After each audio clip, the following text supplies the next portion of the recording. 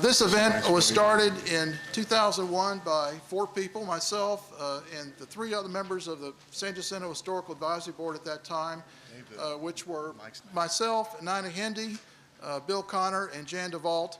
And we did this as an experiment to see if, in addition to the official ceremony for San Jacinto Day, whether there would be an interest in Houston to have an event such as this that would be devoted to an all-day event on Texas history, and in particular focusing on the Battle of San Jacinto and the Texas Revolution and Republic period. It exceeded our best expectations. Since then, we have had over 1,700 registered guests to our symposium since the first one.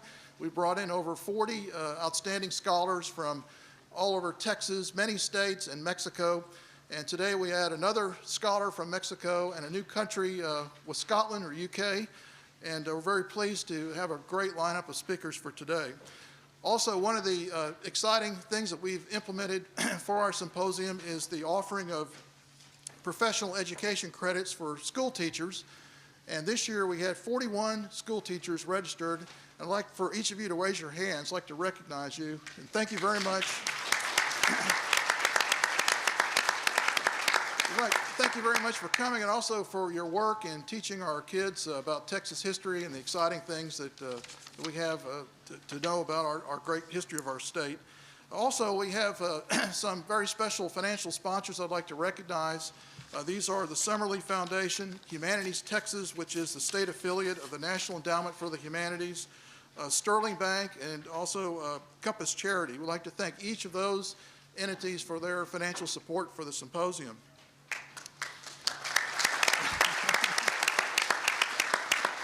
Now, before starting, I'd like to tell you a little bit about the Friends of the San Jacinto Battleground. This event is organized by a committee, call it the Symposium Committee, which is composed entirely of volunteers. The chairman of the committee is Dave Britton, and there are about 25 or so volunteers whose names are in the program, and I'd like to thank each and every one of them for their work in putting this on. It's amazing that each year we're able to do this without any paid employees at all. So it's a real credit to the committee that that we were able to do this year in and year out. The Friends is a 501c3 nonprofit corporation. Our primary purpose is to help educate the public about the Battle of San Jacinto and the Texas Revolution. We also advocate the preservation and protection of the San Jacinto battlefield. And in addition to the symposium, we raise funds for archaeology at the park, for restoration of marshes at the park, for historical interpretation, and land acquisition, and we also serve as the fiscal agent for the official San Jacinto Day commemorative ceremony, which will be this Monday, and also the annual San Jacinto reenactment, and the First Texas Volunteers, which is a group that helps restore the interior of the battleship Texas. Our motto is that every Texan should be a friend of San Jacinto. So if you're not already a member, we'd like to encourage you to be so. We have a website, friendsofsanjacinto.org, and there should be some information in your packet about our organization. Our president is Jan DeVault, and you'll be hearing from her at lunch. And with that, is Sylvia Garcia here? Yes, she is. Great. I'd like to introduce the Honorable Sylvia Garcia. She is Harris County Commissioner, Precinct 2. Her precinct covers the area of the Battleground. Ms. Garcia has served on more than 25 community boards and commissions and has served as chairperson or honorary chairperson of numerous charity functions. She's one of the great political leaders of Harris County, and we're very pleased to have her give a short presentation before we begin. Also like to mention that we have another politician here, Tommy Atkinson from Bexar County, County Commissioner. So thank you very much for coming.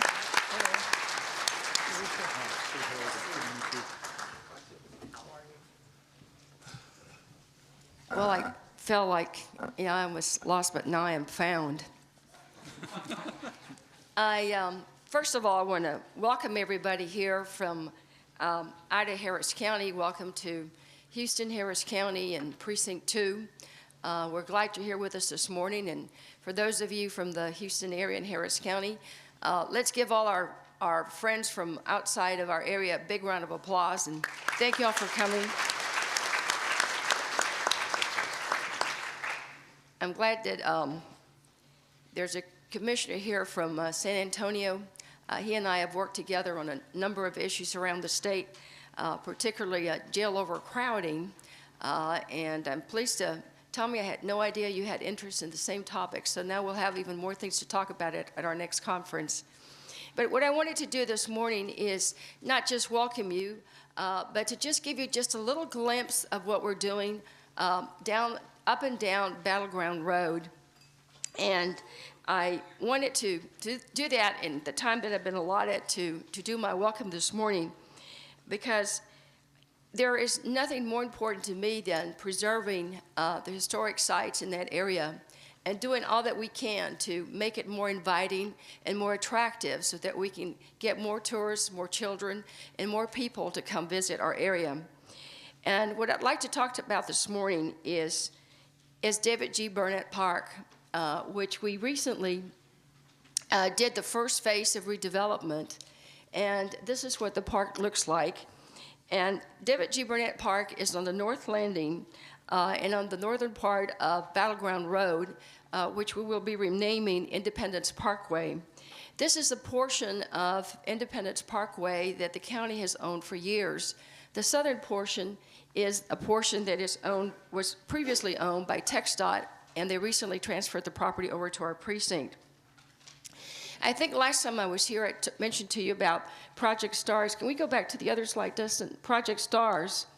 And this is the epic art that I mentioned to you all the last time I visited with you. And 2 more tanks will get epic art in about 2 weeks. So that project moves forward of putting historic art on our storage tanks in and around 225 and Battleground Road. From I-10 along the causeway, we're adding basic safety features to make the road a little safer and a little cleaner and a little more inviting. You'll end up on the north landing parks, and there we'll have park space, green space, and parking spaces where we'll give families a chance to be able to sit down and watch the water and go down and have some fun. And we're calling this area Lynchburg Plaza. And then you'll end up going further down, and you'll see the area where the runaway scrape took place. And we'll have strategically placed around our area signage and wayfinding so that the tourists can know and learn more about the area and what occurred there. Now, the ferry takes us across the channel to the south landing. We are already planning Juan Seguin Park. I mentioned that to you last time I was here, that we acquired some property, and that particular park has been named after Juan Seguin. Another next stop for family and visitors as they go down and travel down Battleground Road, of course, down by the battleship, we'll continue to go, and as business picks up, we'll be able to be doing a little more roadside enhancements. But that whole area between 225 and I-10, you'll begin to see more trees, banner poles, more lighting, and hopefully something more inviting for our tourists to come and enjoy and read and learn about Texas history. Again, we're doing our part in Precinct 2 to make sure that we can do whatever we can to upgrade our roads around there and make it a more pleasant stay for visitors. If y'all have any questions, I'll be around for a little while, but please know that we're working real hard to do our part to protect our history, to restore it, and to be able to pass it on. Thank you all very much.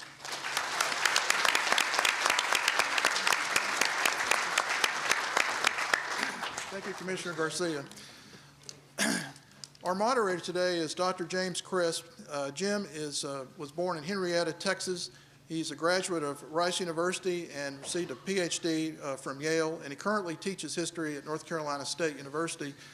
He is author of Sleuthing the Alamo, which won the T.R. Fehrenbach Award from the Texas Historical Commission. Jim is a veteran of our symposium, as many of you know. He was a speaker at the first symposium. At the second symposium, he asked such insightful questions from the audience that we decided to make him the moderator during the third symposium, and he's been the moderator ever since. So we appreciate that he's coming back again. And with that, I would like to introduce Dr. Crisp, and we'll begin our program for today. Again, thank you very much for coming. We'll have a break in the morning, and then lunch will be in another room, and we'll give additional details as we go throughout the day. Thank you.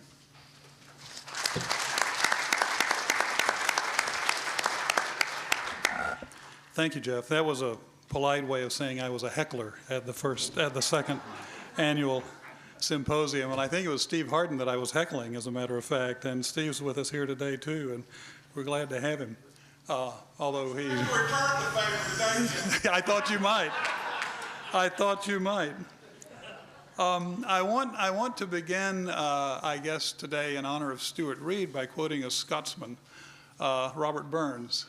Oh, wad some power the gift he gi'e us, to see ourselves as others see us.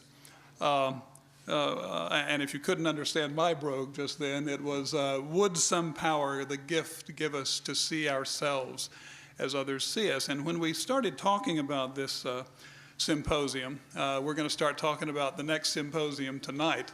We usually start brainstorming these things a year in advance. Stuart's name was one of the ones that came up, and as we always try to bring new perspectives to Texas history. And certainly we're doing that this time, with Stuart casting Texas history into a much broader platform of understanding with his work on Dr. James Grant, that elusive and enigmatic person, very active and influential in the early and middle stages of the Texas Revolution. I had heard Miguel Angel Gonzalez-Quiroga talk about the multiple connections between North Mexico and Texas at an Alamo forum a few years ago. And as we began talking about these things, the idea of expanding the horizons of Texas history emerged. Those of you who have read that little book I did that Jeff mentioned know that I am really heavily influenced by the work of all people, a Haitian anthropologist by the name of Michel Rolfe-Trouillot. Trouillot talks a lot about, he's an anthropologist who looks at historians and how history is done. And he talks a lot about the production and distribution and consumption of history, because history is a cultural activity that historians have to look at seriously. History is produced outside the classroom and outside the academy. History is produced by people like yourselves who teach and write and talk about history, or just love to read history, and you're also consumers of history. And there's a lot of contention that goes on with history. People arguing their positions. Sometimes they don't even know why they believe what they believe. They just know they believe it really strongly. Like that woman who threatened to gut me with a Bowie knife outside the Alamo one day. I eventually did some missionary work and made her a friend. But in bringing these perspectives from the United Kingdom, from North Mexico, we're looking at Texas from angles that are going to reveal things about Texas that we might not have realized ourselves. Steve Harrigan, who's going to be our first speaker today, is one of those people who tries to tell the truth by lying. That is, he writes fiction, and really good fiction. And unlike a lot of Texas historians, he acknowledges that what he's writing is fiction.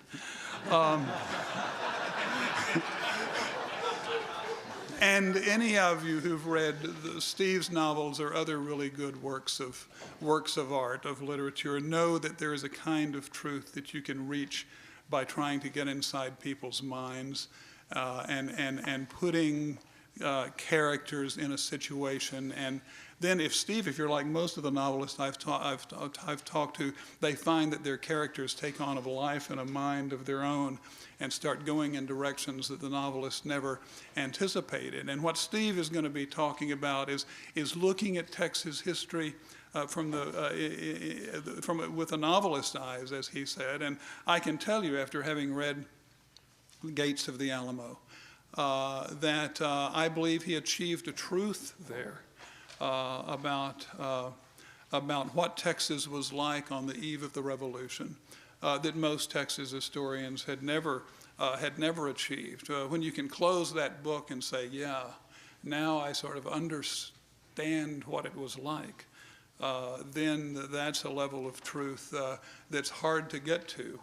And if you can get that through the documentation, that's great. If you can get it through the skills of a novelist, that's wonderful too. This afternoon, we're going to talk to a couple of people who are very much engaged in the distribution, and then from their consumers and students, the consumption of history. You know, you can have wonderful academic monographs between covers, and if they never get out to the ordinary person, you really haven't achieved what you should achieve if you're writing history. And Drianna Belden, through her portal to Texas history, using the latest technology to bring people sitting in their pajamas somewhere right up to a document that historians used to have to travel hundreds, perhaps thousands of miles to see. And to have those documents from at least 70 museums and archives there on the web for anyone to see and use and examine and synthesize, that's just a remarkable achievement. And most of us are of an age that all of this is new. All of this has come about even in the latter half of our lives, and some of us, like me, are not entirely comfortable with it, at least in terms of using it in the classroom. I use chalk as my technological device in the classroom. I'm not even comfortable with that whiteboard. I'm more comfortable with the blackboard. But Drianna is going to tell us about some of the things that she and her colleagues at the University of North Texas are doing to bring history out to the wider world. And our final speaker, or one of our afternoon speakers, our other afternoon speaker today, Betsy Davis, has been taking history to those most important consumers, and those are those fourth graders in their Texas history class. I've taught seventh grade Texas history classes and fourth grade Texas history classes, and I love them. And I think I love the fourth graders the best because, as I've told so many of my colleagues, the hormones haven't kicked in yet at the fourth grade, and they tend to kind of concentrate on what you're saying rather than everything that's going on in their lives and with their fellow classmates. And they're smart kids, and they've begun to realize that they have minds of their own, and they don't believe everything they hear, and they're willing to ask not only good questions but to think for themselves. And Betsy is one of those people who has most engaged fourth graders in her career as teaching Texas history in the Texas public schools, and so they're expanding. Drianna and Betsy expanding the horizons of Texas history. So we're going to be looking outward and seeing other people looking back at us, and I hope you enjoy this symposium today as much as those of us who have been anticipating it are going to enjoy it. When you think about something happening for a year and then it finally happens, well, we're not surprised anymore. We were, I guess, the first couple of years that it actually came off, but now we're just thrilled that we're able to conceive something like this and then make it happen, and especially thrilled by the number of people that are here in the audience today.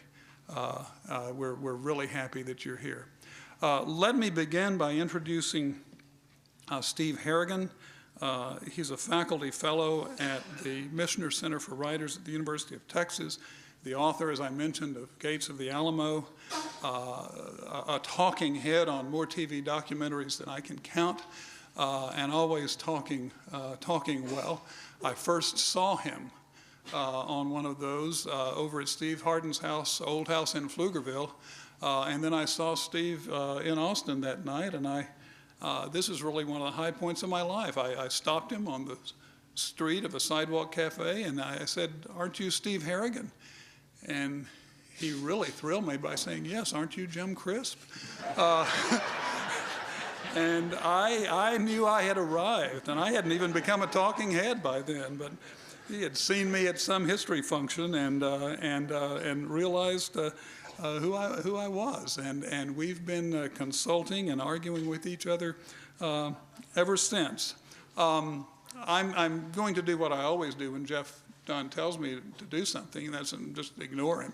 All of you have a long biography and bio of Steve in your official program. I'm not going to repeat that. There's nothing worse than the professor getting up and reading to you out of the textbook. So if you can read about what Steve has done and what he's doing and where he is and where he was born and where he went to school and all those wonderful things. But rather than have me talk about Steve anymore, I want Steve to talk to you about seeing the fact and fiction, the truth and myth of Texas through a novelist's eyes. So please welcome Steve Harrigan.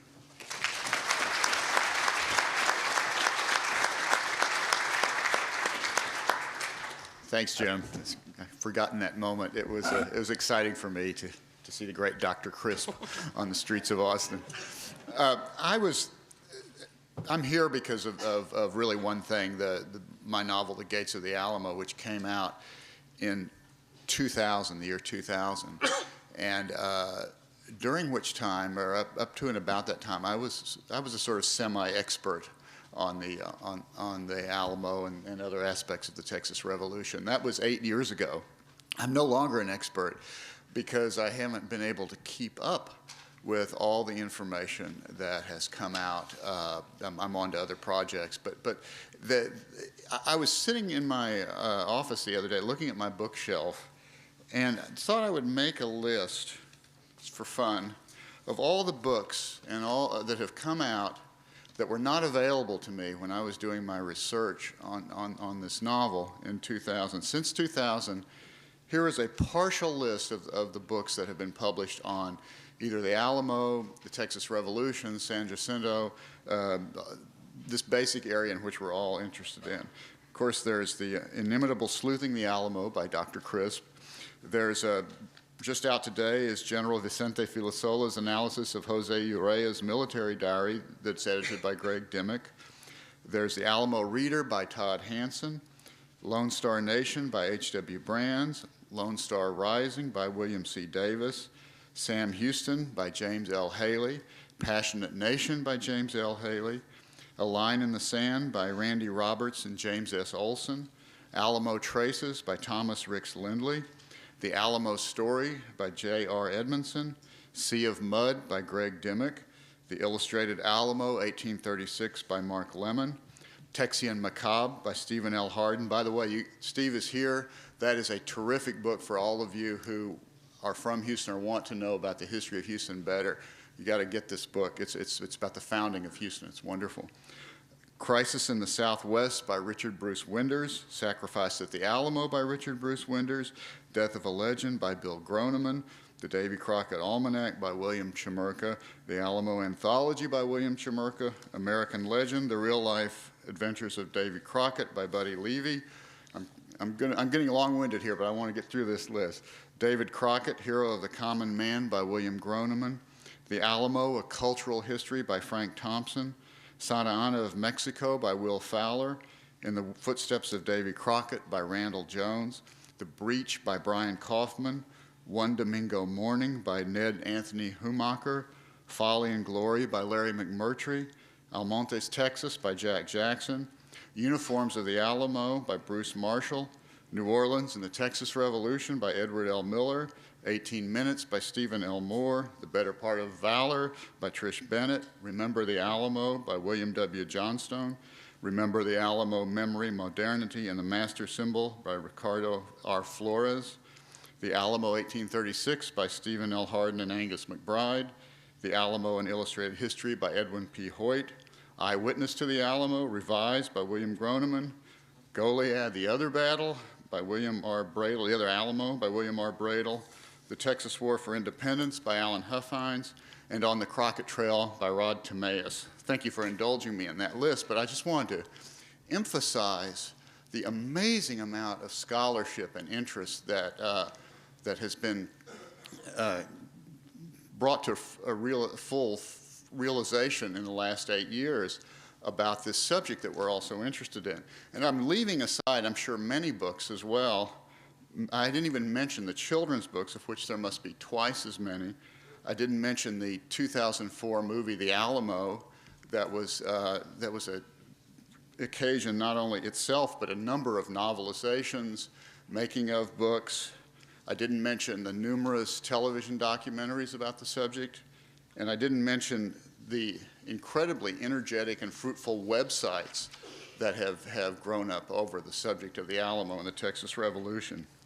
And one of the things that interests me is that the fact that all this scholarship about the Alamo, I think you can make a case that the greater part of it was probably written by white males, more or less my age, and was occasioned or incubated, possibly, by two works, separate works of fiction, and rather wild fiction at that.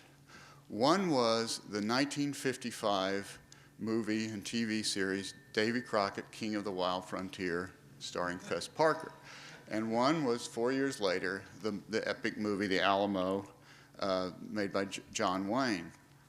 I mention this because everybody I know who seems to be writing about these subjects seems to be kind of like me, kind of the same age, and we share, certain childhood memories. And the memory is certainly the case for me that the Crockett movie, the Fess Parker King of the Wild Frontier movie, was a seminal event in my young life. I was 7 years old when that movie came out, living in Abilene, Texas, where we didn't get the channel that showed it on TV, so I had to wait for the actual movie to be assembled and put on the screen. And what was, as you remember, some of you remember, this was an amazing event, amazing cultural event. This was Harry Potter, Star Wars, all rolled into one. It was it was a great nexus of marketing and mass entertainment. Probably for the first time in American history, there was just this collision of these two forces. And what was so remarkable, I think, about this movie, which is rather forgettable, except for those of us who can't forget it, is the final episode, Davy Crockett at the Alamo, the last third of the movie. And in this movie, it's a cheap movie. They didn't build expensive sets, but they had this gloomy sort of matte painting background that was intoxicatingly otherworldly. It just looked strange and alien.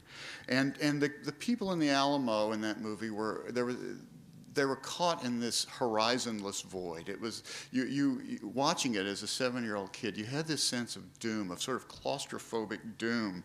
It was a very lonely and frightful place, and a very haunting place.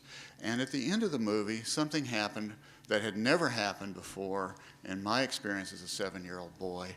The hero died, or at least seemed to die, because the movie faded out as Davy Crockett was swinging his rifle on the Alamo ramparts as the Mexican soldados were approaching with their bayonets. And so there was this kind of hovering non-reality about that, this sense of unconcluded business and trauma that I think galvanized a generation into pushing their way into a better, clearer understanding of what these events were. The same forces, I think, were at work in the John Wayne movie, which came out 4 or 5 years later. And what I remember most vividly about that movie, A, is being let out of school to see it, and B, is watching the credit sequence, where Dmitri Tiomkin's amazingly lovely score against this beautiful matte painting of the Alamo as it was said to appear at that time. Just, again, gave a sense of a haunted palace, and it excited my curiosity about what this place was and what all these events were really about.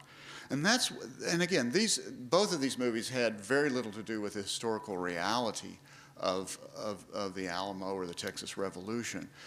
They were blatantly fiction, But one of the things that fiction can do is can spark a lifetime obsession in a reader. It doesn't have to be good fiction. Jim was kind enough to say that my book was good fiction, but that there can be bad fiction that just sets you off on this path because something grabs you about that, something stirs you. That was definitely the case with me. I was an impressionable kid who grew up to be, kind of by accident, a nonfiction writer. I became a staff writer for Texas Monthly Magazine and wrote for other magazines and was always traveling around, interviewing people, absorbing information, regurgitating data. But one of the things I realized was that as a magazine journalist, the things that registered with most force to me were not facts, but feelings.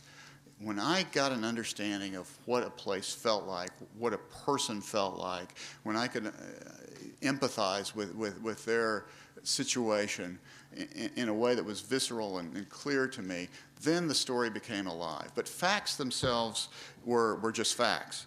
And there were places I realized that fiction could take me as a reader and places where I wanted it to take me as a writer. And that's why I decided to start writing novels, because there was the world of fact was not big enough for me. I wanted to be in there. I wanted to be with the participants of the story.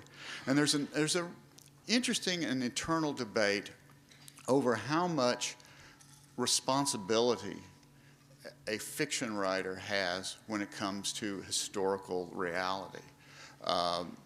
Not much, actually, is the basic answer, as anybody who's ever seen a Hollywood movie knows.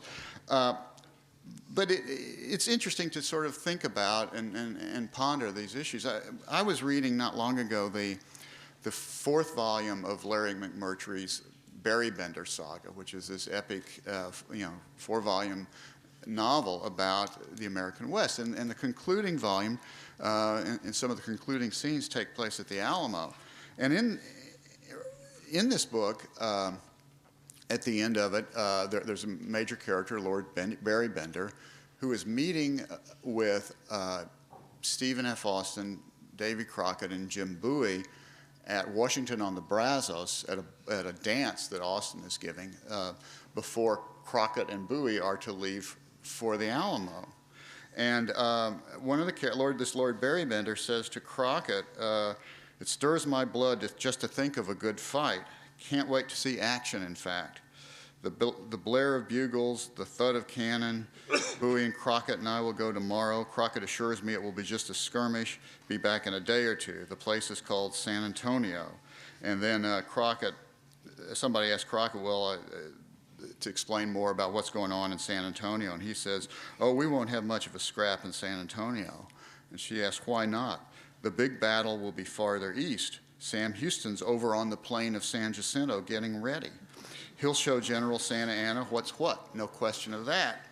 And so Crockett and Bowie ride off to the Alamo, and the siege takes place, and apparently during the last hours of the siege, McMurtry writes that there had been 1,000 Mexican casualties, and there were Mexican bodies all heaped up, piled in heaps in the mission courtyard. This is before the final assault. And when the assault comes, Jim Bowie is described up and whirling like a dervish, jabbing and striking with his big knife. And at the very end, Lord Berrybender, he's about to be run through by a Mexican soldado, and he yells at him, "I'd speak to somebody about those uniforms. They make you look like clowns." This is just before he's about to be stabbed. Now, I guarantee you that Larry McMurtry knows for a fact that Jim Bowie and Davy Crockett and Stephen F. Austin were not at a ball in Washington on the Brazos, several weeks before the Alamo. He knows that Sam Houston was not laying a trap for Santa Anna in San Jacinto. He knows there were not 1,000 Mexican casualties even before the battle. There weren't 1,000 Mexican casualties after the battle. So he made a very informed and I think respectable and defensible position that history for him was just going to be a jumping off place. He was going to use this information as he saw fit as a novelist. He has done that from Lonesome Dove on, and it has served him very, very well. But there are different, when I started to think about writing about the Alamo, my attitude was different. For one thing, I knew this was going to be a very long book, and I knew that the readers would be annoyed with me if I wrote a book of that size in which the factual elements were not reliable. So I set myself this vow of historical credibility. I wanted to create as much as I could, an airtight historical background for the fictional characters that I was going to create and plug into it. I had no idea how to go about learning enough about this period of Texas history. I was a journalist by training, by experience. I'm not an historian. But one of the good things about being a journalist is that you learn very early on not to be shy about picking up the telephone and calling the people who already know the information that you need. So when I got started on this, I read all the books that were then available, and then I called the authors of those books, those who were still alive. I called Steve Harden, I called Jim Crisp, I called Tom Lindley and Alan Huffines, a number of very well-known names in this field, and I asked them the questions that I needed to know based on the research I had done. I had a lot of decisions to make and a lot of questions to ask them. For one thing, I needed to create a world. I didn't want to write characters. I didn't want to make Crockett, Bowie, Santa people like that my main characters. I wanted to come up with characters that I could understand more, that were in one sense or another elements of me. I wanted characters who were ambivalent and conflicted, maybe not so heroic, maybe not so sure of themselves. And so I began to create people through whose lenses and through whose experiences we might be able to see the events of the Alamo in 1836 in a slightly different way. My main character became, of all things, a botanist because I wanted somebody who could portray. One of the things I very much wanted to do was show what Texas was like in 1835 and 1836, what it physically was like, and I thought a botanist was a great way to get at that. I wanted characters who showed both sides of the conflict, because one of the things I most wanted to do was give a credible understanding of what the forces were involved in this, not to show it just from the traditional Anglo side, but also, of course, from the Mexican side, from the Irish side, from the Native American side, because it seemed to me like a tremendous opportunity would be lost unless I could put all those elements into the story. So I made a lot of decisions, a lot of strategic decisions about who to show the story through, a lot of intuitive decisions about what kind of people those were, what they were feeling. As Jim said earlier, characters can get away from you, and I wanted to allow myself to believe in these characters thoroughly enough so that they would get away from me, but they couldn't, the rule was they couldn't break through the bonds of history. And one of the, I wandered into deeper waters than I thought when I was researching this book. I thought it would take me, a year or so. It took me 8 years to write the book. And one of the reasons was because the Alamo is so buried beneath a myth layers of myth and legend that it's very, very difficult, as most of you know, to get to the true story of what happened. And it was, a lot of the time I spent researching this book was spent in arguing or in refereeing arguments among historians. There was many of you know about the narrative or the diary or whatever you want to call it of Jose Enrique de la Peña, the Mexican officer who states in his narrative that Davy Crockett was captured and executed at the Alamo. Well, this wasn't just a matter of academic concern to me whether Crockett was captured and executed. It was vital. I couldn't say in a novel, I couldn't say on the one hand people argue this, on the other hand that. I had to have Davy Crockett die, and I had to show how that happened. So I had to evaluate sources in my own in the way I was, only way I could, which was kind of whatever kind of gut feeling I could come away with, I had to evaluate sources such as Pena. And Jim Crisp and Tom Lindley have this fascinatingly abstruse argument that I'm sure many of you have read, going back and forth in the pages of the Alamo Journal, about whether the Pena diary was a forgery or not, how reliable it is. But I had to read through all of their stuff, talk to everybody else, and try to figure out exactly what I thought about it. And there were innumerable issues like that. Where do you come down on one side or another of an issue, and how does that serve the fictional story I wanted to tell? In some cases, the pursuit of historical truth was not always beneficial to me as a novelist. One of the scenes I was most eager to write was the best scene in the Alamo story, that the scene where Travis calls his men together on before the last night of the siege to tell them that all hope is lost and that they're outnumbered, they can't get away, they can't surrender, they won't surrender, and that Travis is going to stay till the bitter end, sell his life as dearly as possible, and he draws a line in the sand and asks all the men in the Alamo who will stay and die with him to cross the line, and everybody but one does. The reason that's such an important element for me was what you're always looking for in a work of fiction is a moment of clear choice, where the protagonists have to make a decision that will propel the story forward in a different direction. And to me, this was a beautiful moment. It was the linchpin of the Alamo story, the idea of these men willingly dying for a cause they believed in. But I don't have to tell most of you in this room, and I think most of the historians here will agree with me, that this moment never happened. It's part of the Alamo lore, but there's really literally nothing to uphold it after you analyze it fairly thoroughly. So when I realized that in the course of my research for this book, I was very disappointed. And then I started to think, maybe I'm not so disappointed, because the line in the sand story had always seemed a little bit more hyperbolic than real to me. It felt a little, there was an element of fiction to it that I didn't quite grab onto. And when I realized what had really happened, that there were no grand gestures perhaps in the Alamo, but just maybe a sense of desperate survival, that there were no clear choices, but just this slow, murky entrapment, I began to believe in this moment, or in this situation, in a more powerful and realistic way than I ever had before.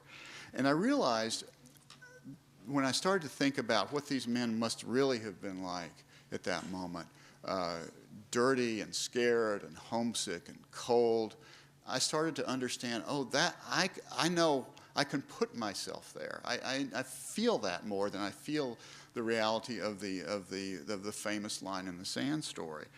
And that became kind of my benchmark as I was writing this book, the idea that the emotional truth that a novelist is looking for is more often than not found in the actual truth of history.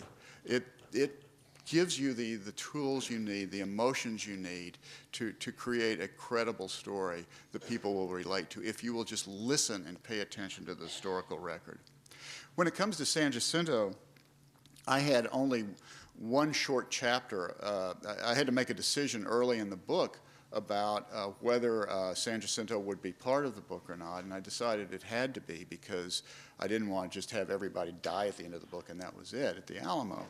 So I had to do the same process of research with San Jacinto as I had with the Alamo. But then I realized fairly early on, that I could just cut to the chase in this scene. That's one thing a fiction writer can do. When I didn't have to set up the Battle of San Jacinto. I didn't have to talk about the skirmish that took place before with Sidney Sherman, or the artillery duel the day before. I just had to put the reader right in the thick of the battle. But I still had to work hard to understand what that battle was all about. And I remember one memorable day with J.C. Martin, who was the former guest director of the San Jacinto Museum. took me and Elizabeth Crook, who later wrote Promised Lands, her novel about the Goliad massacre, and Jeff Long, who later wrote Empire of Bones, another novel about San Jacinto. When Jeff and Elizabeth and I realized we were all writing books about the Texas Revolution, we divvied up the battles. And so I got the Alamo, Jeff got San Jacinto, and Elizabeth got Goliad. JC took us up to the very top of the monument under the star, and we looked out over the battlefield. And I walked the ground later. I walked up as much as you can toward the direction of the Mexican camp from the Texian camp. And I realized at that point, oh yeah, I get it. I had never understood before how the Texians could have surprised the Mexicans, given that everybody knew where everybody was, and it was because of that rise of land, which is now somewhat obscured. And that walking the ground was the most important aspect of learning about the Battle of San Jacinto. And walking the ground in a kind of metaphorical sense was absolutely crucial to me in writing this book, and I think to any novelist in trying to write a book that has a credible human emotional story against a credible historical background. I had not just to read about Brown Bess muskets and what it's like to carry one up from northern Mexico. I had to hold one in my hands and see how heavy they were. I had not just to read about Travis's letter from the Alamo. I needed to hold it in my hands and see that the words "I shall never surrender or retreat" was underlined not once, not twice, but 3 times. When you can hold these documents, diaries, letters, when you can be in the place where the events happened, you get so much closer to what you need to know as both an historian or as a fiction writer. And so my goal became, when writing this historical novel, was to write it as much as possible as a contemporary novel, to know the material, to know the world as so thoroughly that I could write about it effortlessly, as if these were events that had happened to me or a world I knew firsthand. One of the most rapturous dreams I've ever had in my life was when I was about 2/3 of the way through the book. And I went to sleep one night, and I had a dream that I had been invited to a cocktail party in 1836. And I walked into a room just like this one, and there were hundreds of people there, and they were all dressed in exactly the right period clothing. They were all speaking with the same inflections, the same vocabulary that I had read about or intuited from the sources. Their postures were correct for the time. And I had a notebook in the dream, and I was just, writing like crazy. It was so exciting. I couldn't believe it, and that I had the luck to be here. And then I woke up, and then I was back to the microfilm. But that moment was to me so exciting, and to some degree I created my own artificial reality that I could believe in enough to write this book. It was the only way I knew how to write an historical novel. It was the only way I cared to write one. There's a school of thought, and again, I give historical novelists all the range in the world in terms of what facts they want to use, what facts they want to distort. But there's a school of thought that says fiction is searching for a higher truth than history. And I don't think there's a high truth or a low truth. I think there's just the truth. And I use that as kind of my benchmark. I'm going to be as real as I can to the facts as I can discover them. And without that bedrock of fact, and without the participants in these events in the first place, who left behind letters and diaries and reminiscences, without the historians who went over this stuff so assiduously and interpreted it and helped me understand it, without the teachers who have disseminated this information and made it part of the common currency of our experience, a fiction writer has nothing to write about, because there's no basis from which to begin. So I am, as a novelist, I sort of humbly and gratefully cede the field to all of you who work in the field of fact, and I deeply appreciate both the opportunity to speak to you today and the opportunity to say thank you. Thanks a lot. Thank you.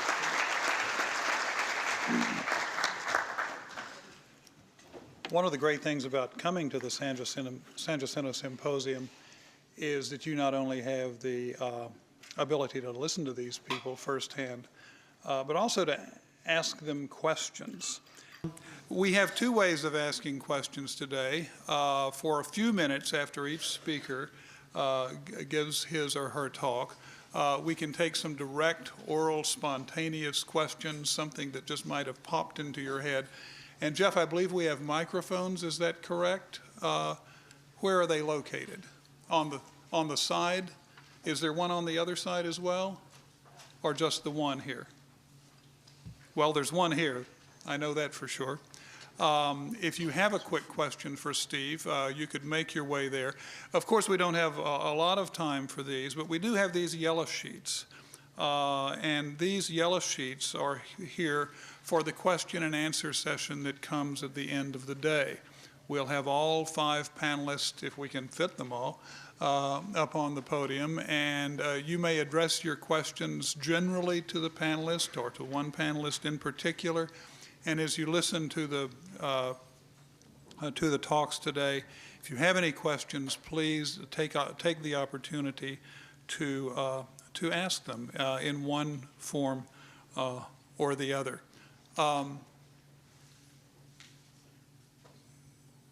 I have a question for Steve. I don't see anyone at the microphone yet.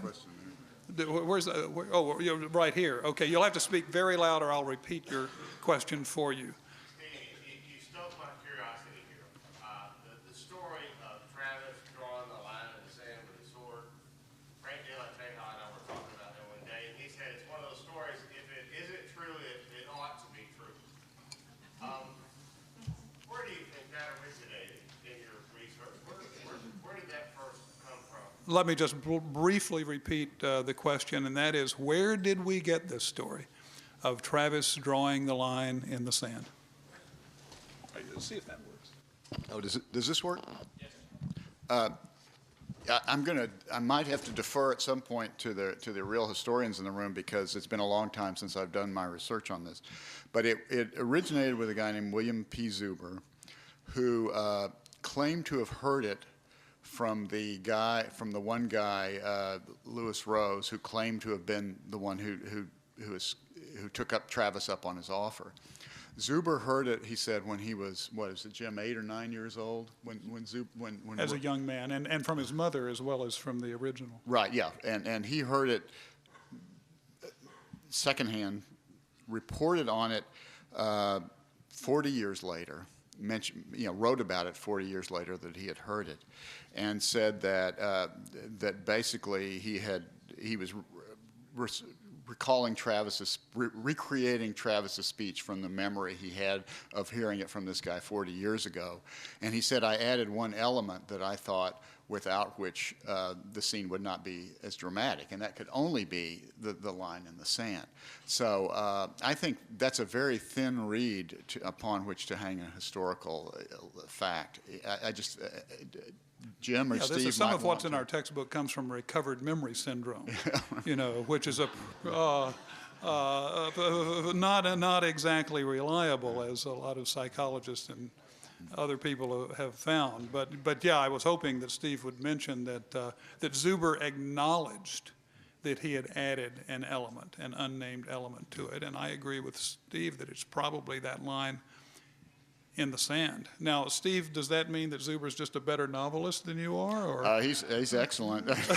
But the other thing, though, that I think is interesting in this whole question is that on Travis's body apparently was found a letter by Major Robert Williamson, which was later published. We don't have the original. It was published in El Mosquito Mexicano, this newspaper, in which Williamson says, hold on, basically, help is on the way. I think if Travis called his men together the night before the final assault, it was to say, look, I got this letter. All hope is not lost. You know, this is what you would say to people if you were trying to keep them on the reservation. You know, help is on the way. People are coming to help us. All we have to do is hold on.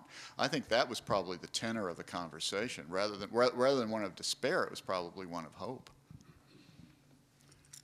Were there any other questions from the audience? Dr. President, Yes. on this same issue, did Susanna Dickerson or any other survivor of the Alamo ever speak to this question, this issue?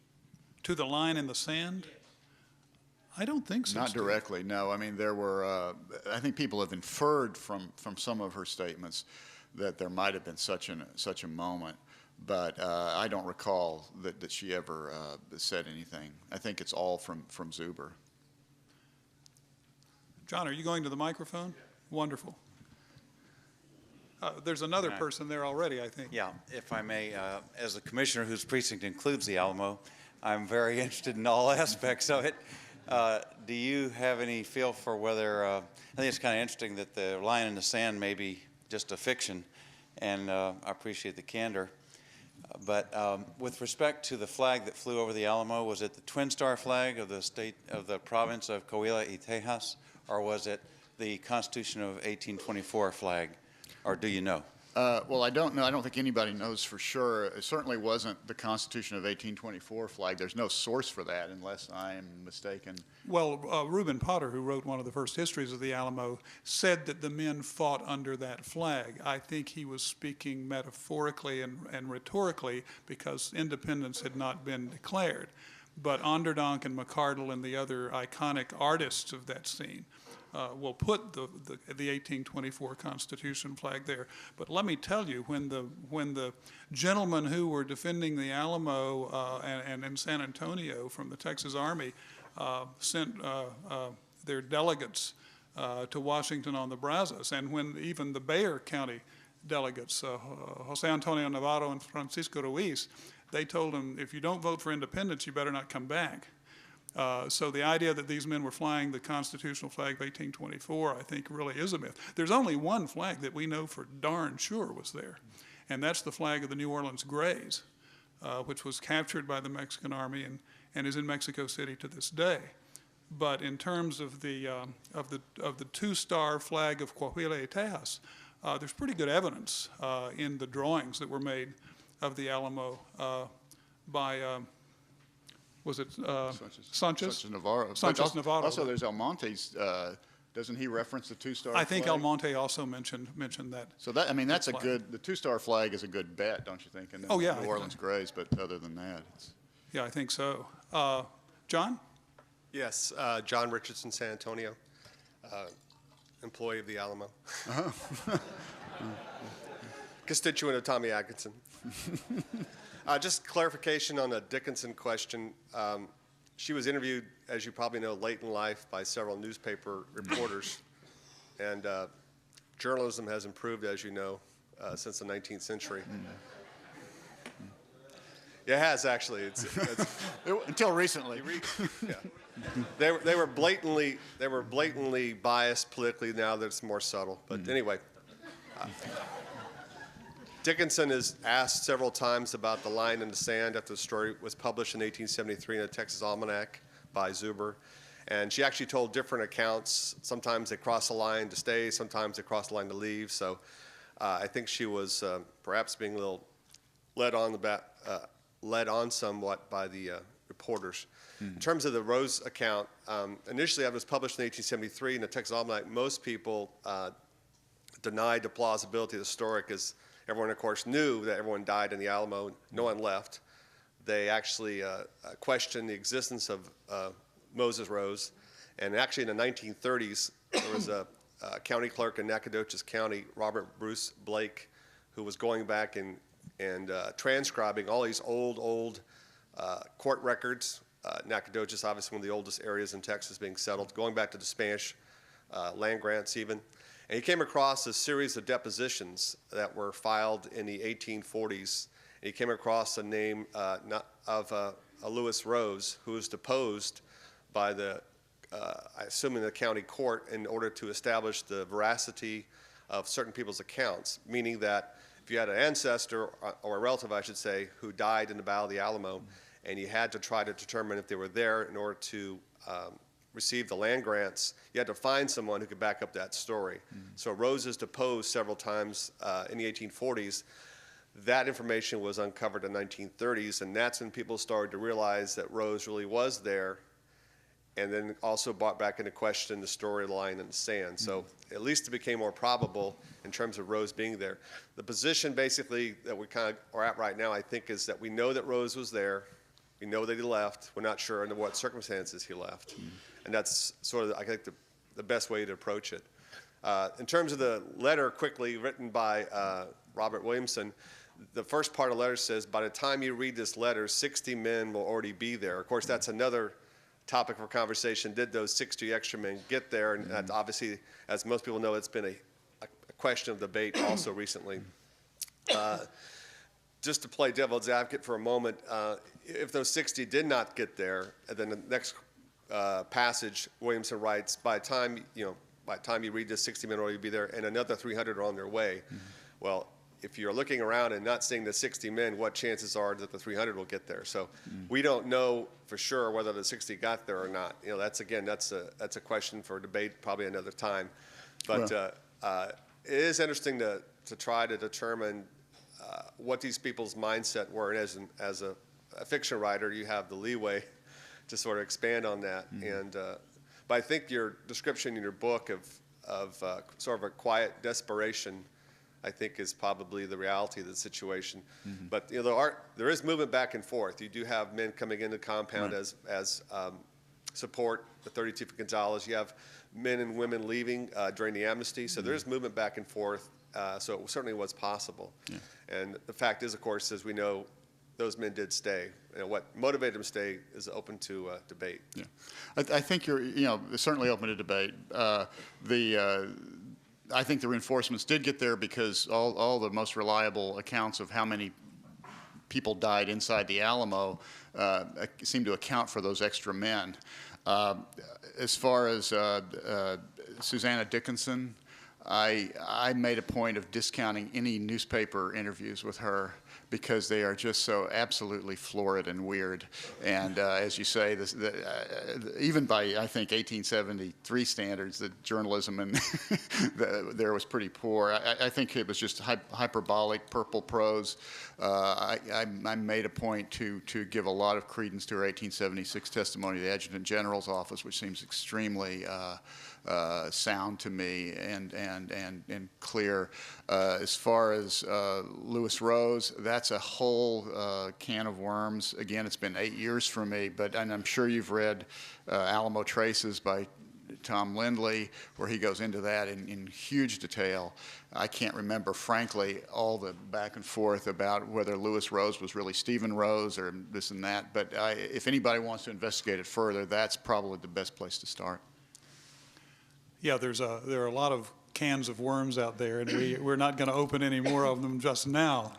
But if you have a particular can of worms you would like to have us open in the afternoon session, be sure and write these questions. And just to explain in another half minute's worth, these questions you should deliver to us after the last speaker has finished. Just bring them up here to the podium. I will censor them. Not really. I will organize them. And if we have a number of questions, then I'm sure a number of people asking the same question, I'll try to make sure that question gets asked, and we'll handle as many of them as there are. We have a lot of people out there, and there may be a lot of questions, but we'll do the best we can to do that. I had the opportunity a few weeks ago to have an extended conversation with a Mexican diplomat. A diplomat who was stationed in the Balkans before he was brought back to this side of the Atlantic. And one of the things he told me is that as an educated, a well-educated Mexican young man of about my age, he believed when he was in his 20s and 30s that nothing good ever came out of the United States. And we talked about how there were other people on this side of the Rio Grande who felt the same way in a mirror image. He told me that his experience in the Balkans led him to reflect on grudges. And as he talked about the Greeks and the Serbians and the others that he had met there, holding grudges for 200, 300, 400 years, longer than since Texas was Tejas. He like me, had reached a certain maturity later in life as we began to poke through some of the myths and the stereotypes and the caricatures, his of the United States and the vicious racist Anglos who had poured into Mexico. Mine, I won't even have to repeat, of what we were told about Mexicans when we were growing up and reading Texas history movies and seeing what our culture told us. One of my acquaintances who was raised here in Houston became a very senior academic, told me that when he was in the 7th grade and the teacher began to talk about the Battle of the Alamo in the class that was going to cover that, she asked the 2 Hispanic boys in the class, the young men in the 7th grade, to get up and leave because they weren't worthy of hearing the story of bravery that she was about to tell. And if you think that's atypical, it's not. I've talked to a number of people of my age, including Richard Flores, the anthropologist, Andres Tijerina, who audience people here who people who have been in this audience have heard, and they experienced very similar things. It was his teacher who pointed to Andres and said, "It was your grandfather who killed Davy Crockett." And when you're 9 years old, that's tough to take. That's very tough to take.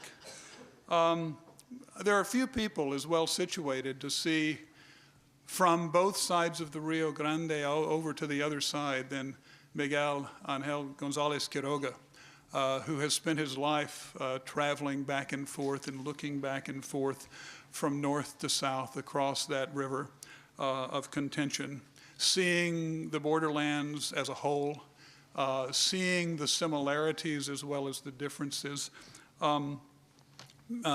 Miguel is a graduate of this institution, the University of Houston. He has served in the United States Marines.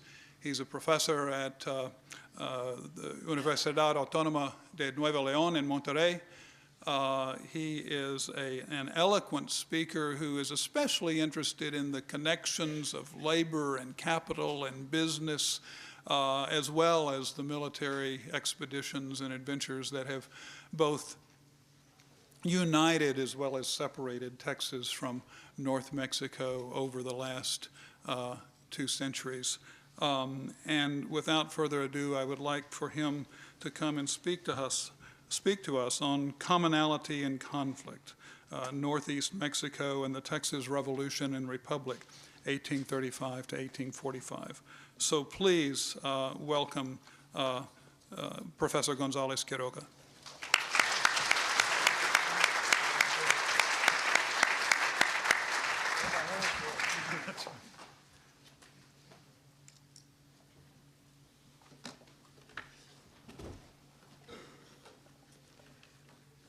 Gracias, Jim. Agradezco mucho tus amables palabras. I'll turn to English. Did I hear a sigh of relief there? I'm honored to be here, and I want to thank everyone associated with the San Jacinto Symposium for inviting me. You've made me feel at home. As Jim told you, Houston was my home for some years. When my parents came from Mexico, they decided to live here in Houston. In fact, we lived just a few blocks from here on Houston's east side. Me and my sisters, one of whom is here today with her husband. And I have real great memories of those times. One of the best was of a red brick building on McKinney Street downtown that housed the Houston Public Library. And occasionally on Saturdays, I'd take the bus downtown and go into that library and just get lost among those books. I even read a few of them. And it opened up a new world for me. It expanded my horizons. And that's exactly what we're going to try to do today during this symposium. The war for Texas independence ended on a day of spring in 1836 at San Jacinto. This was the end of the war, but it was not the end of the warfare. Armed conflict between the Mexican government and the Texans had begun in 1835 and would continue off and on until 1845, when the former Mexican province was annexed to the United States. During that 10-year period, Mexico and the breakaway republic engaged in numerous skirmishes.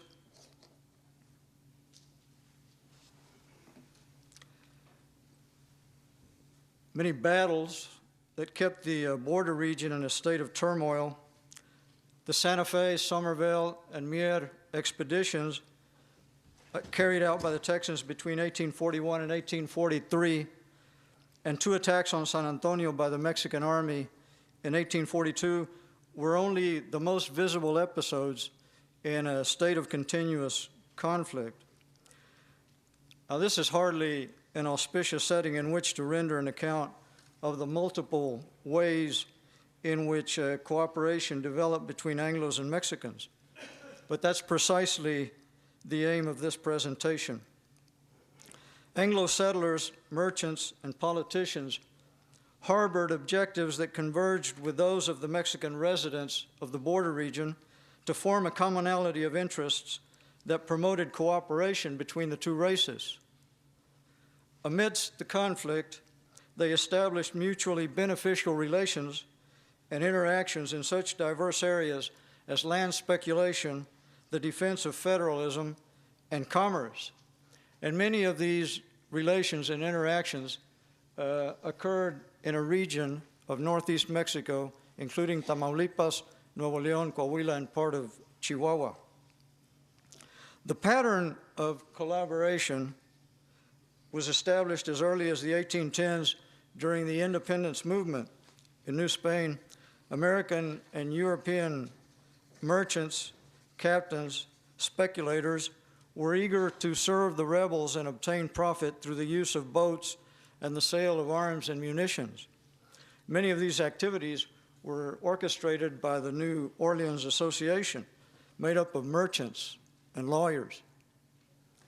I can't believe lawyers would do such a thing. Can you, Jeff?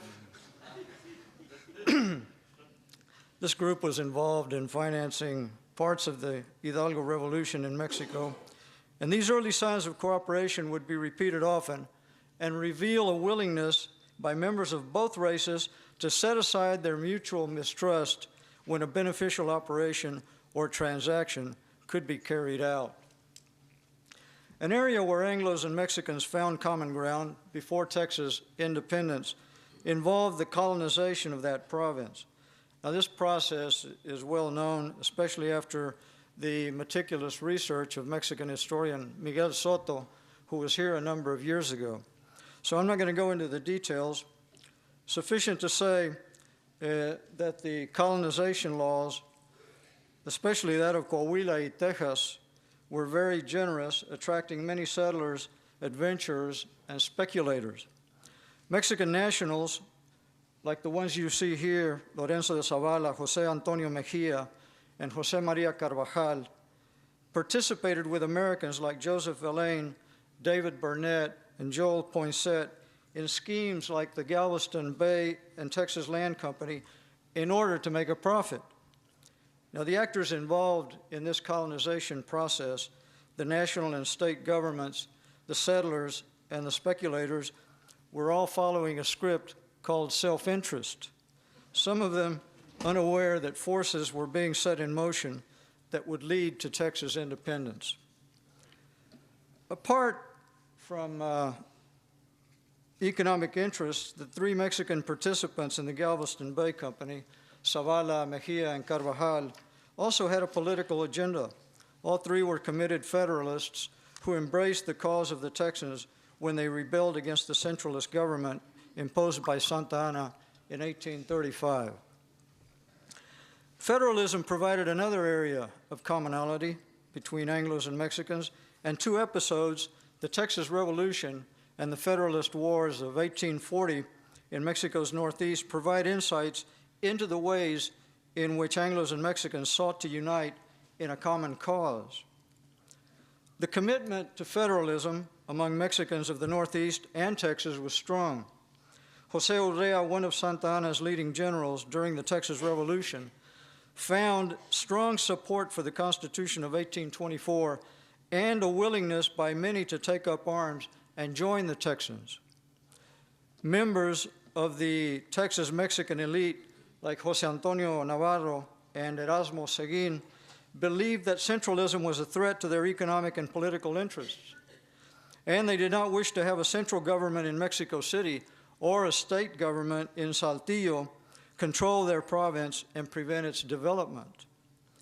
In late 1835, when they still believed that the Texans had no other agenda than the defense of the Constitution of 1824, Mexicans joined in the siege of Béjar, providing men, supplies, and ammunition to aid the Texas rebels. In a like manner, many Anglo-Texans held that it was strategically advantageous to join with Mexican Federalists in their struggle against Santa Anna, since this would strengthen their own cause. This line of thinking is reflected in the expedition of James Grant and Frank Johnson, which included Mexican Texans under the leadership of Plácido Benavides of Victoria. Now, Stuart Reid, a little bit later on, is going to talk about this, so I'm not going to invade his topic. But two observations are worth making. The Texans sought an alliance with Federalists like Antonio Canales and Vital Fernandez, both from Mexico's Northeast, in order to combat Santa Anna and the centralist government. And second, each of the actors had their own agenda and pursued his own particular interests. Grant had his, and his Texan and Mexican followers had theirs. They all used federalism as a pretext to mask other ends.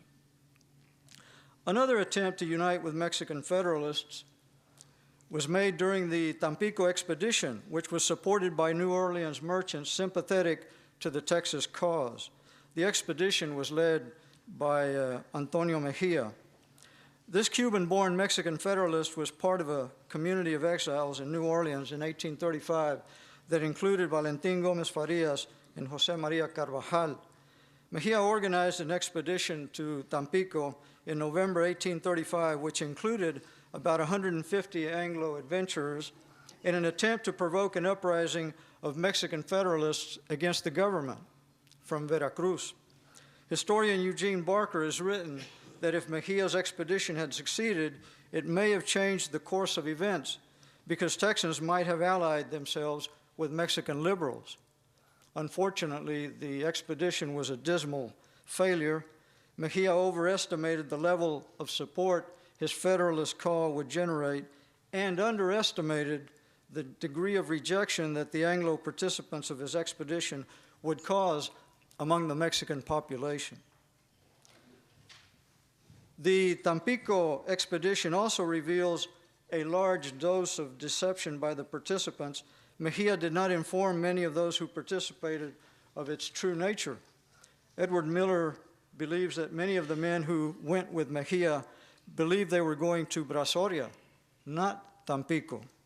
These men were, according to Miller, little more than cannon fodder for a cause that many of them neither understood nor supported. The merchants who promised support to Mejia were not sincerely interested in promoting Mexican federalism because they were less concerned with who was in charge in Mexico than they were with their own profit-making motives. They provided financial assistance on the condition that it be used to promote Texas independence. According to Miller, these merchants were not interested in rescuing Texas from a centralist despot. They represented an American attempt to seize Texas from Mexico altogether. The Texans continued to woo support in Mexico and shroud their movement in a Federalist pose until December 1835. The delegates at the consultation at San Felipe, in an attempt to attract Federalist support in Mexico, expressed in an enigmatic way that they would continue as part of the Mexican nation if it was governed by the Constitution of 1824. Randolph Campbell asserts that by this time, most Texian leaders had independence as their ultimate goal, but they saw the need to build strength before making an actual declaration.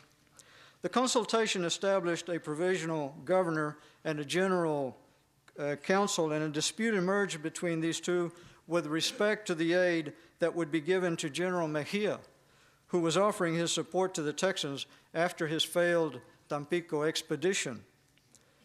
Governor Henry Smith did not trust Mejia and refused to authorize assistance for him. The General Council strongly disagreed with that position at a time when the Texans were still trying to find support from Mexican Federalists.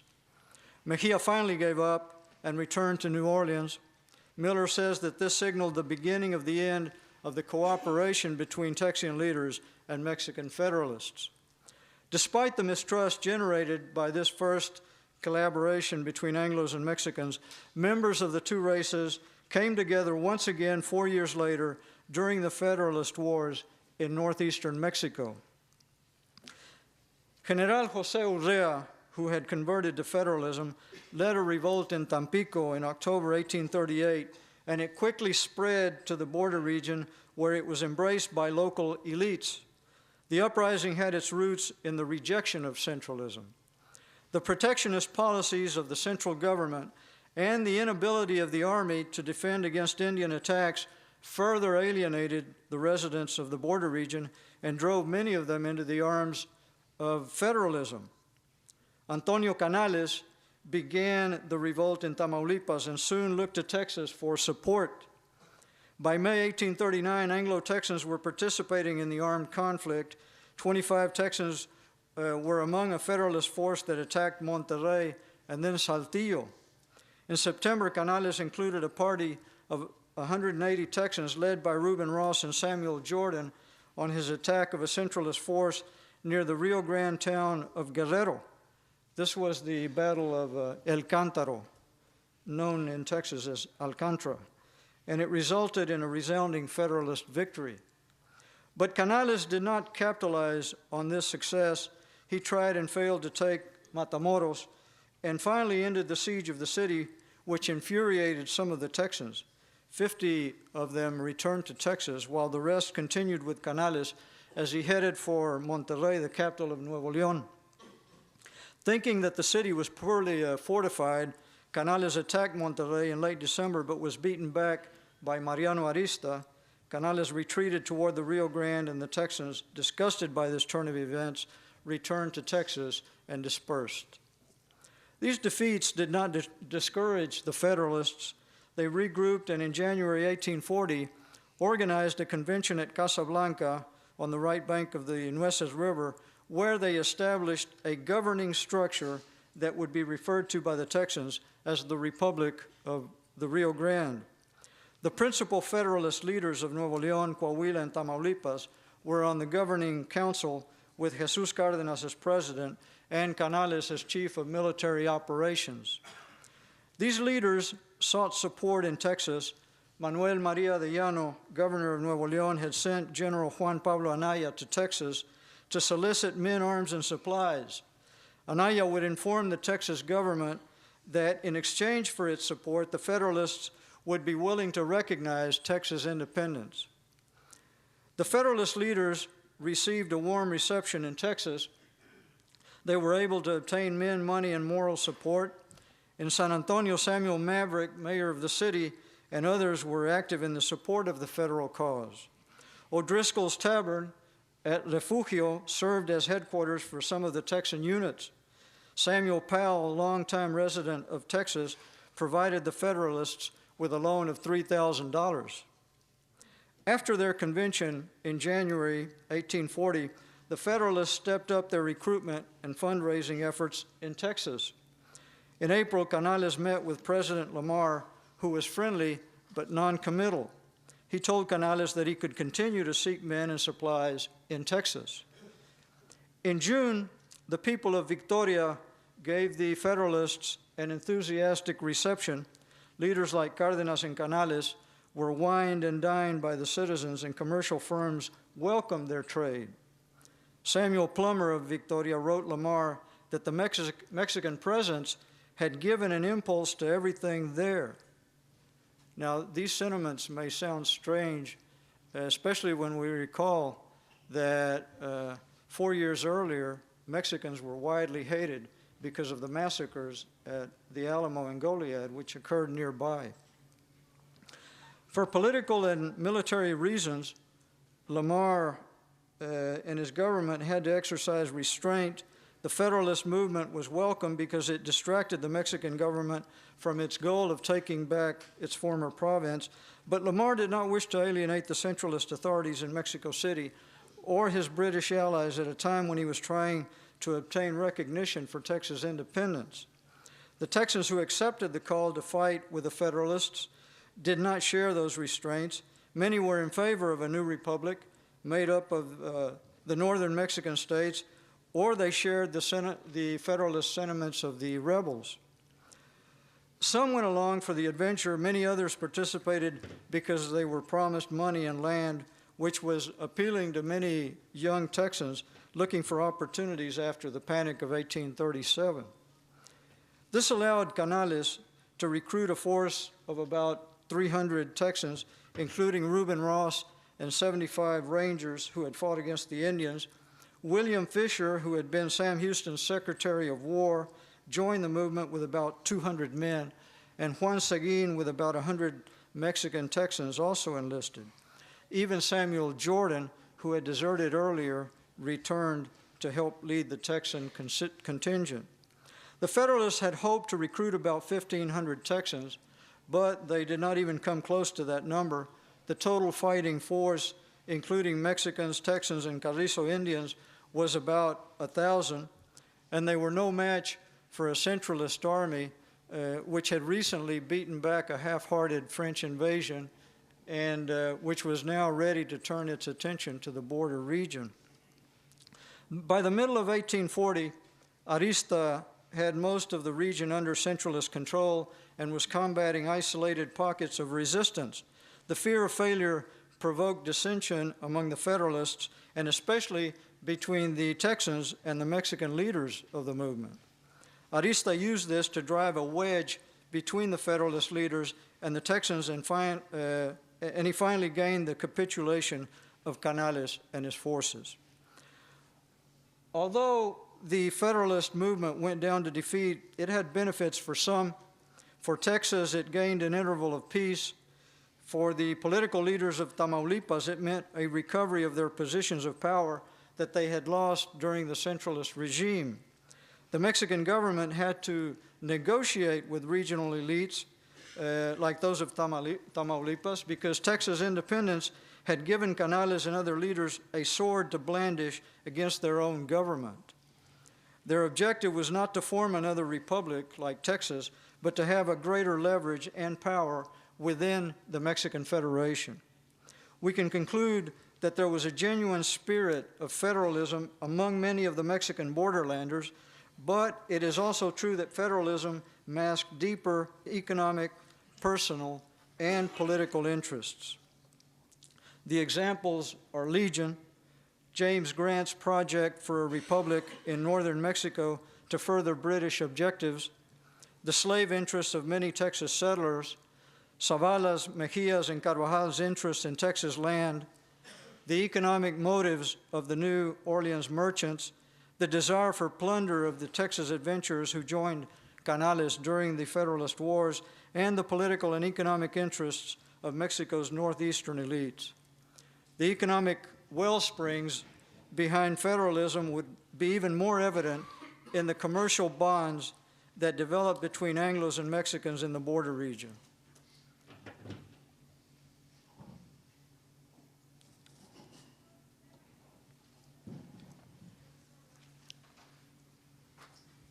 Commerce was a crucial part of the colonization of Texas.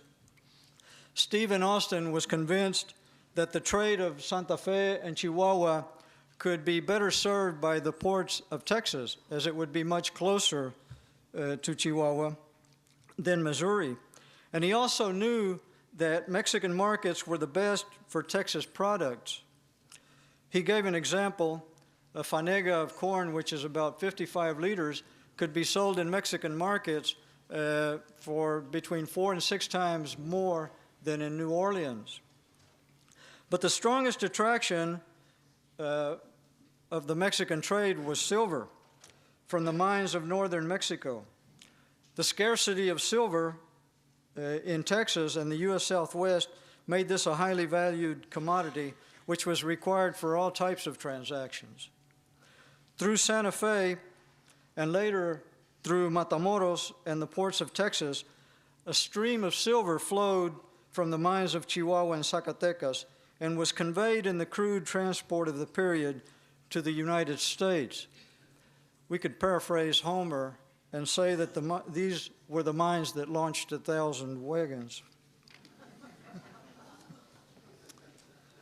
The Mexican trade was a powerful magnet, pulling toward it many Yankee and European merchants like Charles Stillman and José San Román, who gravitated to the region of the lower Rio Bravo, especially after the opening of Matamoros as a port in the early 1820s. These merchants had the same goal as the land speculators, to make a fortune. The area in which they chose to settle and do business became a sort of a middle ground between Anglos and Mexicans during the first half of the 19th century. Matamoros was one of 7 towns along the Rio Grande called the Villas del Norte, which also included Reynosa, Camargo, Mier, Revilla, Dolores, and Laredo. Their great distance from the center of power in Mexico City and their proximity to Texas and its commerce conditioned the way in which the vecinos, or residents of the villas, identified themselves between regional and national loyalties. And this, of course, would be crucial in defining their attitude toward the growing Anglo presence in the region. Geography and climate made the Mexican Northeast ideal for stock raising, and this became the principal economic activity. The Villas del Norte exported salt, livestock, and hides, while importing corn and foodstuff. The annual income from cattle and other livestock was close to 2/3 of the total revenue for the province. But this commerce ran into a stone wall. The central government banned some products and placed high tariffs on others, and this drove the residents of the villas to resort to smuggling on a massive scale. The illicit trade brought together Mexican nationals and foreigners. Some of those foreigners began to establish roots in Matamoros among the Mexican population and even to marry into prominent Mexican families.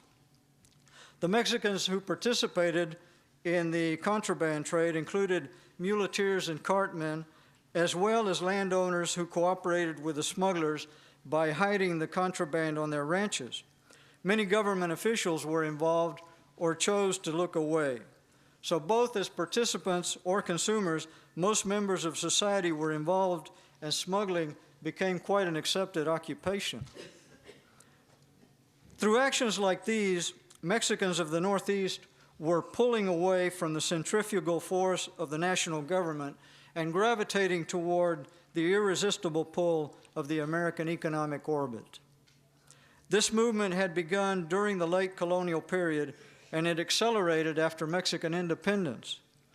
This process redirected traditional trade routes toward the north through Matamoros and its connections with Texas ports and New Orleans. But it also reconnected them toward the interior routes, which connected towns of northeast Mexico with San Antonio, the most populous commercial center of Texas, and the Villas del Norte served as intermediate points for this trade. As military commander of the northern provinces in 1827, Anastasio Bustamante provided military escort to the merchants from Coahuila, Nuevo León, and the river settlements who transported their goods in convoys that left Laredo 3 times a year on their way to Béjar.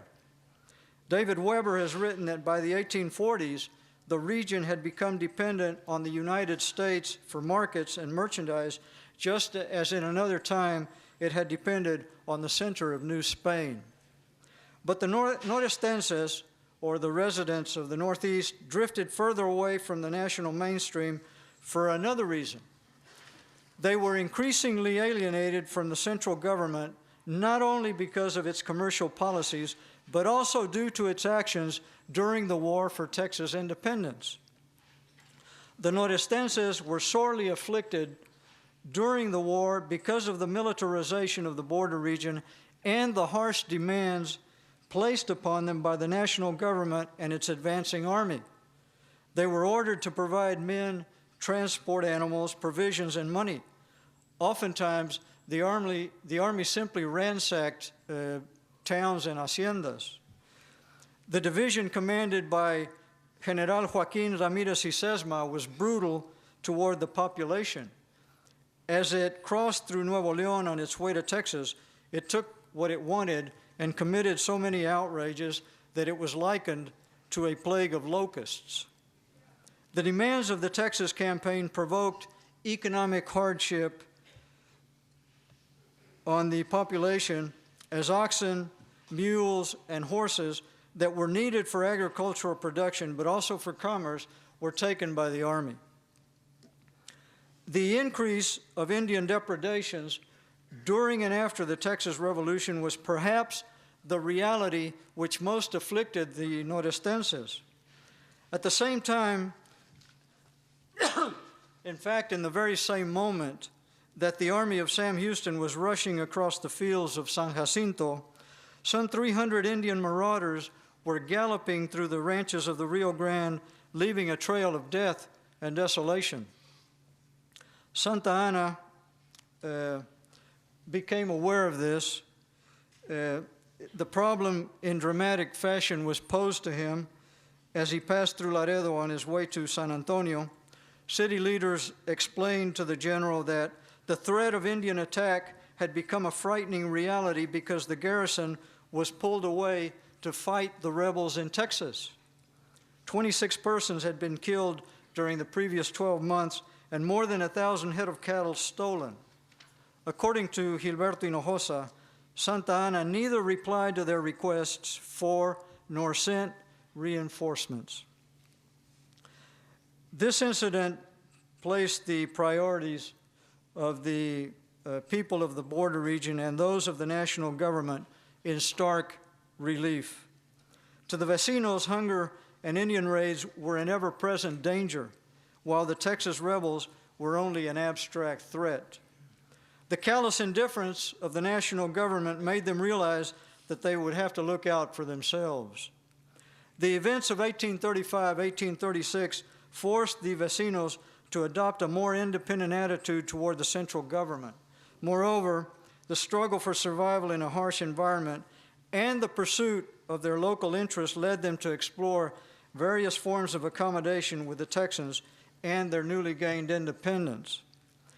Now, race and nationalism were two potential obstacles to this cooperation, but they're kind of complex, and I don't have time to deal with them now, but if you'd like, during the question and answer session, we can discuss them. But despite the hostility and conflict between Texas and Mexico, during the years of the Texas Republic, many Mexicans continued to trade with their Texan neighbors as they had done before the separation of Texas. Commerce was the bridge between Anglos and Mexicans, forging a commonality of interests in the border region, but it was, of course, unacceptable to the Mexican government. With a state of war existing against the rebel republic, it was natural that the government would prohibit trade with Texas and punish those who disobeyed. Army and civil authorities issued numerous decrees against trade with the Texans, like the broadside by Mariano Arista in April 1841, which inveighed against the scandalous commerce that the vecinos were carrying out with the Texans, and it warned offenders that if caught, not only would all of their property be confiscated, but they would be put in the Army to serve for 10 years. After citizens of Laredo ignored the military's threats and went to Texas to trade their cattle for badly needed goods, the local military chief accused them of treason because their commerce was an implicit acceptance of Texas independence. Faced with these threats, the Norestenses took refuge in the contraband trade. According to Joseph Wilkinson, over 15,000 Mexicans operating along the river and as far south as San Luis Potosí were engaged in smuggling. The illegal trade was almost universal and included citizens high and low on the social scale. Lucinda Grigui of Monterrey was accused of trafficking with the Texans, and this caused a public scandal because she was the concubine of Adrian Wall, one of the Mexican military commanders in charge of combating the Texans. Wall was accused of providing troops and an escort for the lady so that she could evade the fiscal authorities. Even the local military units were suspected of trading with the enemy. In mid-1844, the authorities in Reynosa put a stop to the patrols of the local militia against Indian raiders because they felt that the soldiers involved in these patrols would also engage in smuggling. Now, trade was a hazardous enterprise during those times. The traders and freighters who moved the goods through the border region faced great obstacles. Indians who made forays along the Rio Grande were a major menace. Anglo and Mexican predators roamed over the land on both sides of the border, attacking the commercial caravans. Sometimes the freighters were robbed of everything and left to return on foot to their place of origin. Other times, they were simply killed. But despite these dangers, the trade persisted because it satisfied an essential need. This truth was discovered by General Hansbrough Bell, who was sent by President Lamar in 1841 to investigate conditions on the frontier. He reported that a part of the Anglo population was opposed to the trade, but the majority of it supported the trade because they could obtain needed articles which they could not obtain otherwise. Now, just what were those goods? Newspaper reports indicate that wagons loaded with beans, sugar, flour, leather, shoes, saddles, and silver bars continued to cross the prairies to be exchanged for calico, tobacco, and manufactured hardware. A Houston newspaper reported in 1839 that silver in large quantities was arriving in Béjar from Chihuahua. One trader arrived with $17,000 in specie, and it was estimated that goods valued up to $150,000 could be sold immediately at Béjar for specie or bullion. For various reasons, trade through Matamoros declined between 1835 and 1845, but what was lost through that port was compensated by new interior routes that developed throughout the period. Products from Coahuila, Nuevo León, and Tamaulipas would reach the Rio Grande at various points, such as Laredo and Camargo, and proceed inland to Béjar, Matagorda, Goliad, Victoria, and even as far as Houston and Austin. During the Federalist Wars, traders from the Northeast in large numbers began to enter Texas, and according to Dr. Ellsbury of San Antonio, they considered that they had something in common with the Texans since they had almost unanimously espoused federalism. Not only were there no longer reasons to make war, but they could join together in fighting the Indian menace. In the words of Ellsbury, they wished to make common cause with our citizens against the savages. President Lamar issued a proclamation in February 1839 to open trade with the Mexicans. The measure enjoined military and civil authorities to afford all proper aid and protection to peaceful citizens of Mexico who arrived in Texas to exchange their goods. After less than a year, Lamar reported that notable progress had been made and that several thousand horses were introduced into Texas to supply domestic and military needs. In June 1841, Lamar sent 2 emissaries to see Arista in Monterrey. The purpose of the mission was to reach an agreement on ending the warfare in the border region, but also to establish a safe and friendly commerce between Texas and northeast Mexico. As the commissioners got closer to Monterrey, they reported that the Mexican population was, in their words, anxiously praying for peace and the reopening of a safe and direct trade with Texas. The Texas government was not alone in promoting trade. Many citizens were also in favor. When General Hansbrough Bell made his inspection of the frontier, he found that most Texans had developed a dependence on commerce with Mexico. He wrote, "Most of them ride Spanish horses and mules with Spanish saddles. They wear Mexican blankets, and it is not unusual to see and handle Mexican plata, all procured in the way of trade." The views expressed by Bell are substantiated by the experiences of various Texans who left testimony of their ties to the Mexican trade. Henry Clay Davis came to Texas as a young man in the late 1830s and settled in San Antonio. He accepted the invitation of a Mexican friend from Camargo to visit his home. And while in that town, he met and fell in love with Hilaria Garza. That's Hillary Garza. In order to gain her parents' permission to marry Hilaria, he agreed to settle on the northern side of the river so that they could see her often. And so he established a ranch there, and that's how Rio Grande City was born. And he established his family there and built a life among the Mexican population, like so many others that we know little about. Now, many Anglos shared the conviction that they could engage the Mexicans in a pursuit that would be mutually beneficial.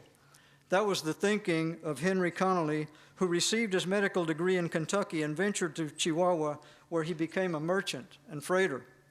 He thought of a plan, like Austin, to channel the Chihuahua trade through Texas, and in 1839, he and 2 other merchants obtained 7 wagons. They contracted also about 100 guards, 50 of whom were Mexicanos, and 700 mules to carry silver to the United States and to return with manufactured goods. Now, Connolly obtained permission from the Chihuahua government, and he would pass through Presidio del Norte, which was not an authorized port of entry. So bribes would have to be paid to the authorities. Now, when Connolly returned, he was at the head of 60 to 80 wagons and about 200 people, including a circus. But he ran into bad luck. A new governor in Chihuahua impounded the goods until the appropriate duties were paid, making the venture unprofitable. Now, this occurred in 1840, 1841, and just let me remind you that a state of war existed between Mexico and Texas, which means that a lot of people joined Connolly and ventured into a territory of a nation whose army was sworn to combat the Anglo presence. Now, this was either the triumph of hope over reality or a sober assessment that things were not that bad and could be worked out to the satisfaction and mutual benefit of everyone concerned. Moreover, the fact that the venture failed does not alter a reality in which cooperation for profit was the goal, and it could be established between people of different races. William Neal was another borderlander who had no qualms about dealing with Mexicans. A native of England who became a U.S. citizen, he established a stage line to carry goods between Matamoros and the coast. His son, Peter, was baptized in the Catholic Church, and his godfather was no less than Pedro de Ampudia, one of Santa Anna's most trusted generals and a fervent enemy of the Texas government. Neal placed his wagons at Ampudia's disposal when the beaten general was removing wounded soldiers from the battlefield at Palo Alto at the beginning of the U.S.-Mexican War. Ampudia returned the favor in 1855 when Neil asked him to liberate a fellow merchant, Henry Kinney, who was his captive. Neil had a checkered career. He was U.S. consul in Matamoros. He was the mayor of Brownsville on 2 occasions. He served the Confederacy during the Civil War. And his ranch at Santa Maria Ranch was attacked by Juan Cortina in 1859 during the Cortina War. In that struggle, his son was killed, but despite this crushing blow, Neil stayed in the region, and his store at Santa Maria on the Rio Grande was an important meeting place for Anglos, Mexicans, and Indians for many years. One final case exemplifies the breed of men who were willing to deal with Mexicans in hopes of making a good living or even a fortune.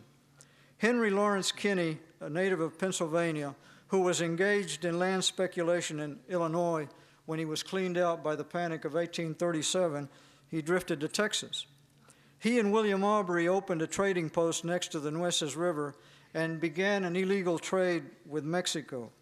And Kinney later bought out Aubrey and found the city of Corpus Christi.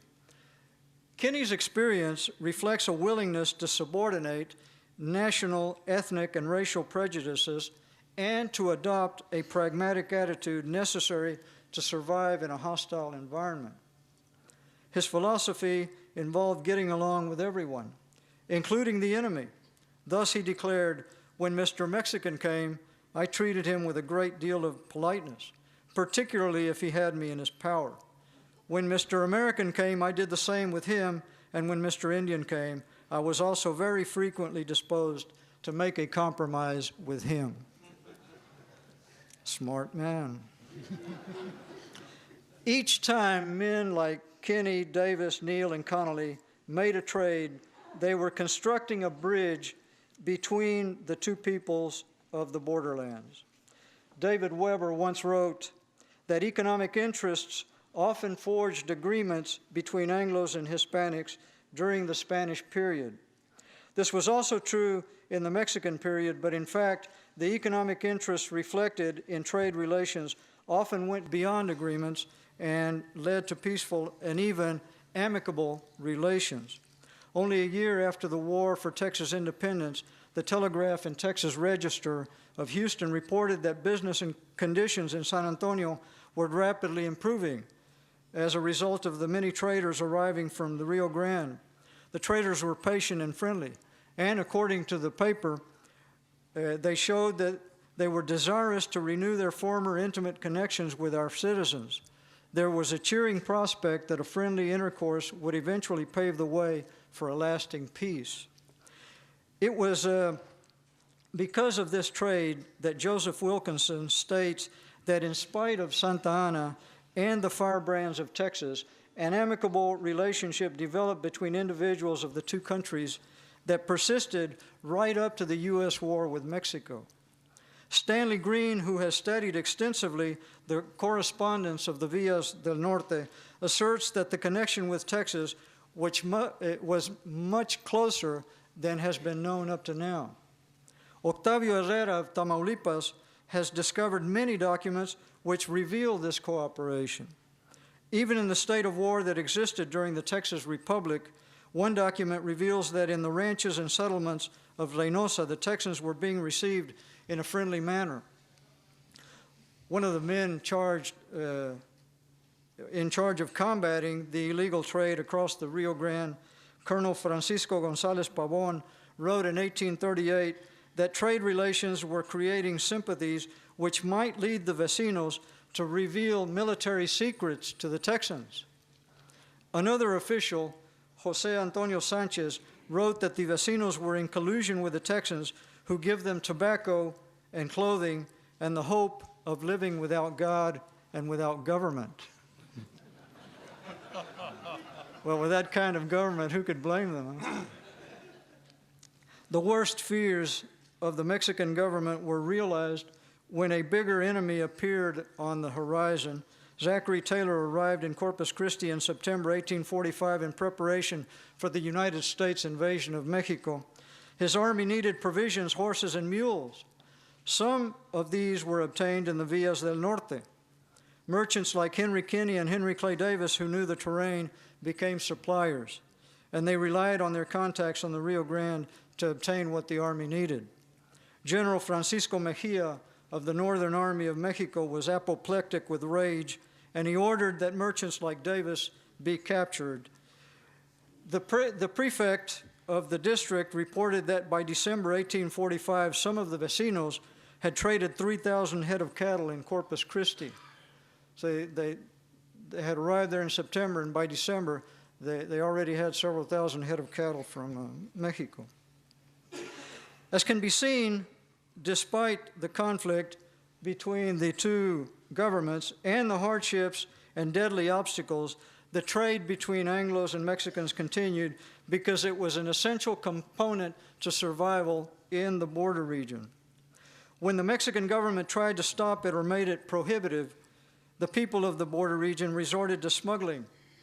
When one route closed, another opened. Commerce between northeast Mexico and Texas was like a flowing stream. When it was temporarily halted by some obstruction, it would renew its flow through another route. The flow was unstoppable in spite of difficulties and proscriptions. And through commerce, Anglos and Mexicans found a common ground for peaceful coexistence and, at times, friendly cooperation. Our findings indicate that Anglos and Mexicans of the border region were brought together by a commonality of interest which promoted cooperation even in a period of intense conflict. Members of the two races defied the logic of violence to establish bonds of collaboration in diverse areas such as land speculation, the defense of federalism, and commerce. Trade became the major field for cooperation in the Texas-Mexico borderlands.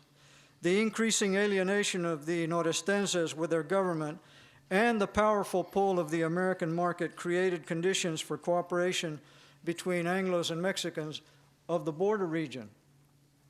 Whether the issue is land speculation or the defense of federalism or transborder trade, none of the actors, Anglo or Mexican, involved in these various interactions displayed deep philosophical or ideological principles. In their relations and interactions, they were guided by what we are guided by, self-interest. They also had a pragmatic spirit which allowed them to defy racial and nationalist conventions in order to seek a common ground for mutual coexistence and cooperation. And finally, the border region, the contact zone between the two races, provided many opportunities and situations that obligated Anglos and Mexicans to make compromises. Over time, this cooperation, even when fueled by self-interest, often evolved into mutual respect and cultural acculturation, with many instances of friendship and even marriage. And all of this occurred even in the midst of unremitting violence, kind of like a flower growing in the desert. Thank you very much.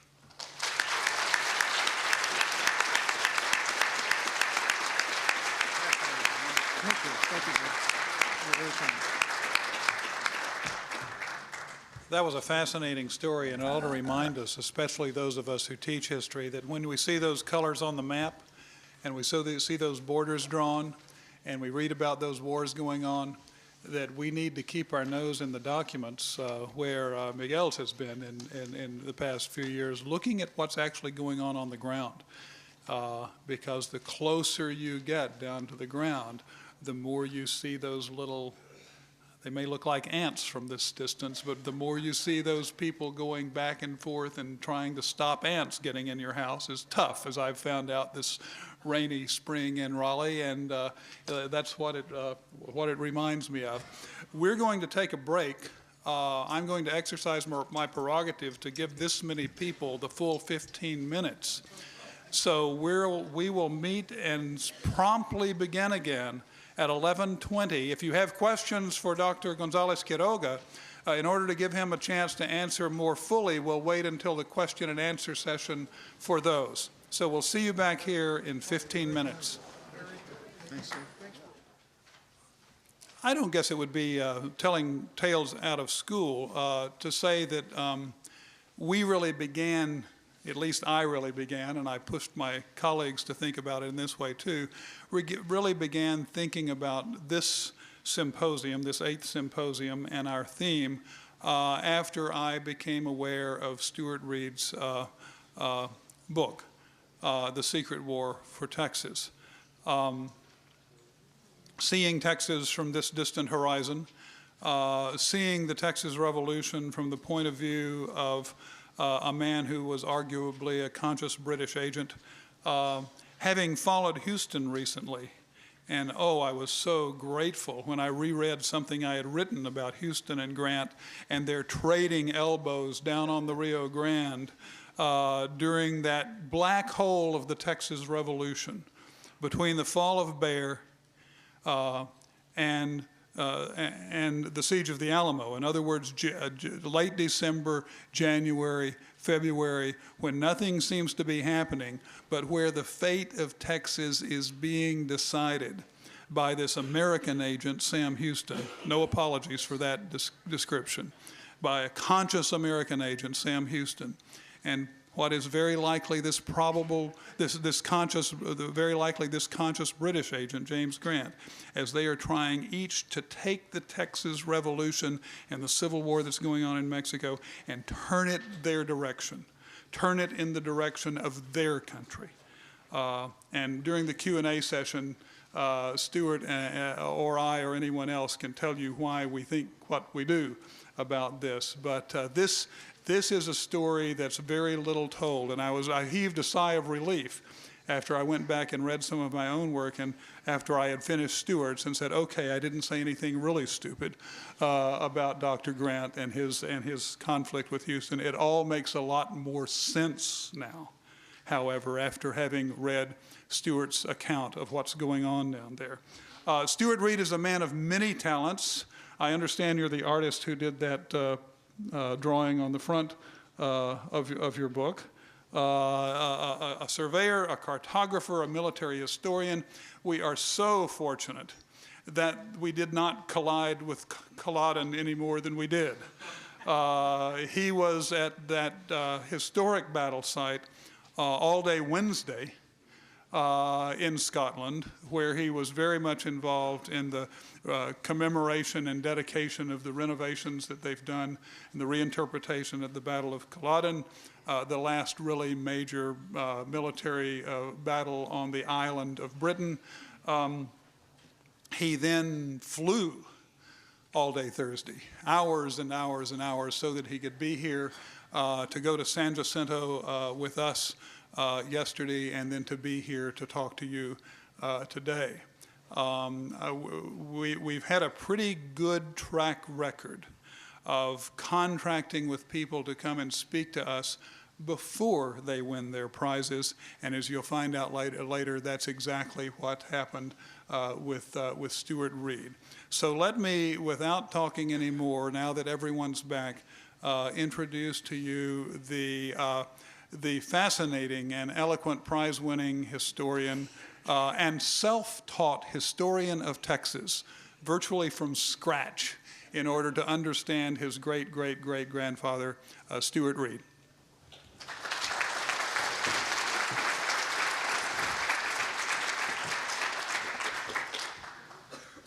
Thank you.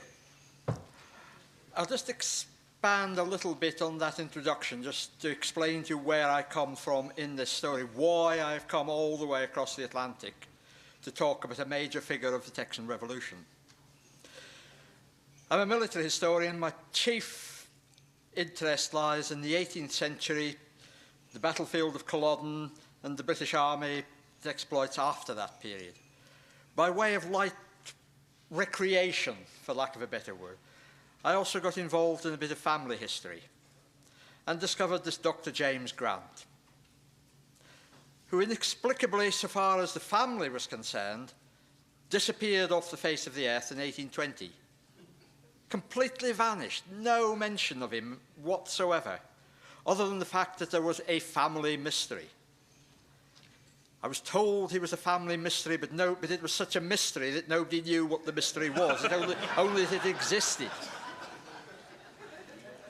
And then by sheer chance, through a flukish set of circumstances which I won't bore you with, a newspaper cutting turned up from Australia, which told that he had been killed in Mexico in something, and there was a very frustrating tear in the newspaper to deal with a revolution and a guy called Edwards. In approximately 12 hours, I'd come across Hayden Edwards, the Fredonian Rebellion, and remembered from long, long ago that in the 1820s, Texas wasn't part of the United States, Texas was part of Mexico, and that he hadn't died in Mexico as we understand it now, but in the United States, in Texas. So from there, it was quite easy to move on to histories of the Texan Revolution, and he turns out to be a villain. It's all his fault. The Alamo fell because he took all those men away from it, he took all that ammunition away from it, he took all that supplies away from it to go off to Matamoros in search of loot and everything else. Well, that didn't bother me. A wicked old granddaddy, always far more interesting than one who just ploughed the field and scattered, went to church on Sunday and helped little old ladies across the road. It was great. I didn't mind that, but what did upset me, and this is where the teachers might like to come in on this, was the fact he was dismissed in just a line. That he was the guy who went off to Matamoros. He was a major figure, a pivotal character in the Texan Revolution, and yet nobody had done anything about him, other than to dismiss him as the guy whose fault it all was. So I went into it. I dug into it. And he still turns out to be a bit of a villain. In fact, when the manuscript for Sixth War for Texas was read by Craig Roll of Georgia Southern, he produced two comments on it. He produced an official comment which appears in the back of the dust jacket, and an unofficial comment which he communicated to me privately. He said, "This would make a great film. And if it's ever made as a film, James Grant has got to be played by Johnny Depp as Captain Jack Sparrow."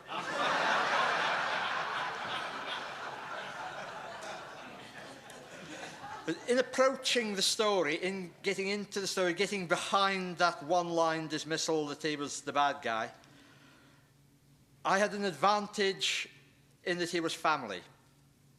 Because he was family, I knew who he was, and that eventually led me on to what he was. Now, the who he was, which is where I've got my special insight, is he was the cousin of the British Colonial Secretary. This was a guy who had first-class contact with the British government. Not just some minor official, but to the very top of the British establishment. So what was he doing in Texas? Why was did he suddenly disappear from British history, so to speak, and turn up obscurely in Texas, so obscurely that he only merits this one line, this single inaccurate paragraph in the Handbook of Texas? Why? Well, Manuel answered that pretty well in his own speech. Commerce. Britain was desperately interested in Mexico. Not just in Mexico, but in the whole Caribbean basin, and it was worried about what was happening in the United States.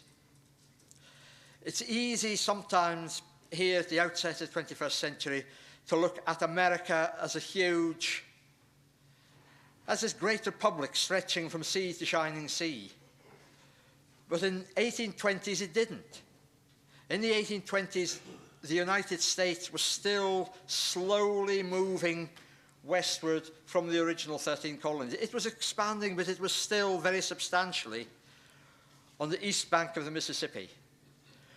The West, although a huge chunk of it had been bought in the Louisiana Purchase, was still empty land. It still didn't exist.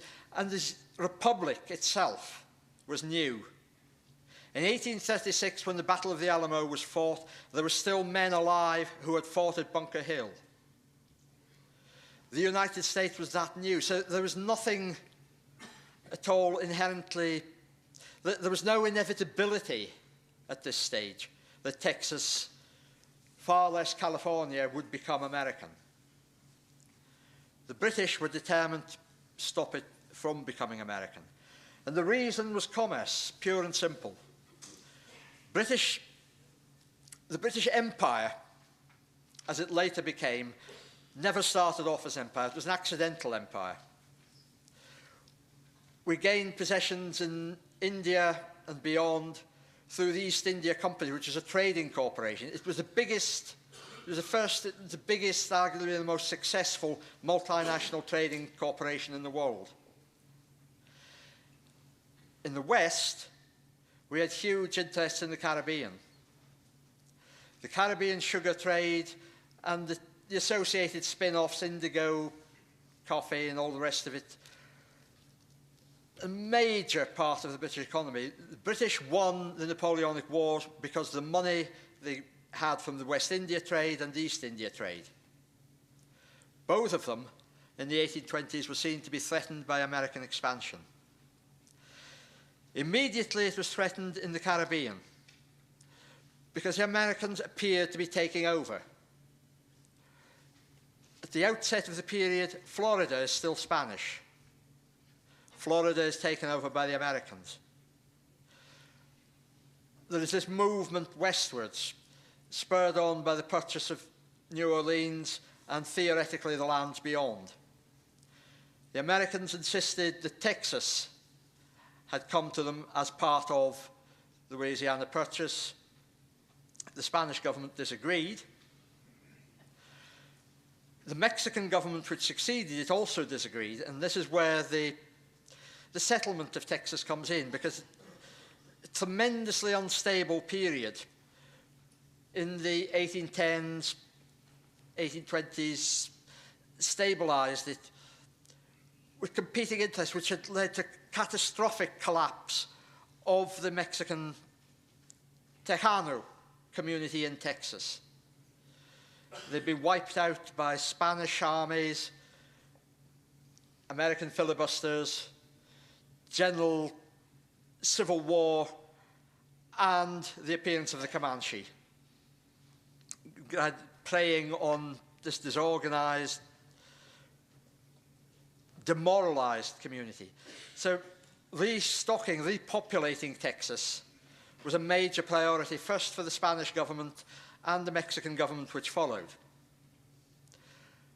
Famously, this was started off by Moses Austin and Stephen Austin coming after him. That wasn't how the Mexican government, the Spanish government before them, had planned it. They wanted Texas populated by European settlers. They didn't want Americans. Stephen Austin promised he would bring in Europeans, and he double-crossed his partner, Arthur Goodall Wavell, who'd gone to England to raise the capital and organise the settlers there. He just cut him off. He brought in his American settlers, more American impresarios followed, and far from creating a barrier to American expansion, Texas was becoming, if you like, a plug hole. It was drawing in the Americans, which was the last thing that the Mexicans wanted. It was also the last thing that the British wanted. They were looking at the maps. Florida had gone. There was uncomfortable interest being openly expressed in America in the island of Cuba. If Cuba went, that was it. The Caribbean basin had gone. It was strongly hinted to the US government, any attempt to invade Cuba, any attempt to filibuster Cuba would be strongly resisted by Britain, by France, by Spain. That was out. But movement along the Gulf Coast, that also had to be stopped. And this is where Britain came in again. Immediately, to protect the Caribbean, but also looking towards India. Because at this period, the only way to India was down through the South Atlantic, round the Cape of Good Hope of South Africa, up to India, and out to China that way. We had a succession of way stations. That was a well-travelled route, well-policed by the Royal Navy and the East India Company's own forces. America at this stage was not a threat to the Indian-Chinese trade. But get the Americans to California, it's 6 weeks sail across the Pacific, different matter entirely. So for purely commercial reasons rather than political reasons, we were not keen to see America moving westward to the Mississippi. And so, as they say, the adventure began. Right from the beginning, British agents, British diplomats in Mexico are working against American expansion. The big priority was to create this barrier. Texas, because it's been so depopulated, was merged in the new federal constitution of 1824 with Korea. The government of Korea were the people who primarily were charged with giving out these land grants, these impresario grants. But the Mexican government had a total ban on any land grants in the border area. Anything in semi-disputed area across the Sabine, the Korea government was not allowed to make any land grants there. Any land grants there were province entirely of the central government. And so the British tried to get their own plantations there through Arthur Wavell, who had been double-crossed by Austin earlier. The Cherokees came into it, John Dunn Hunter.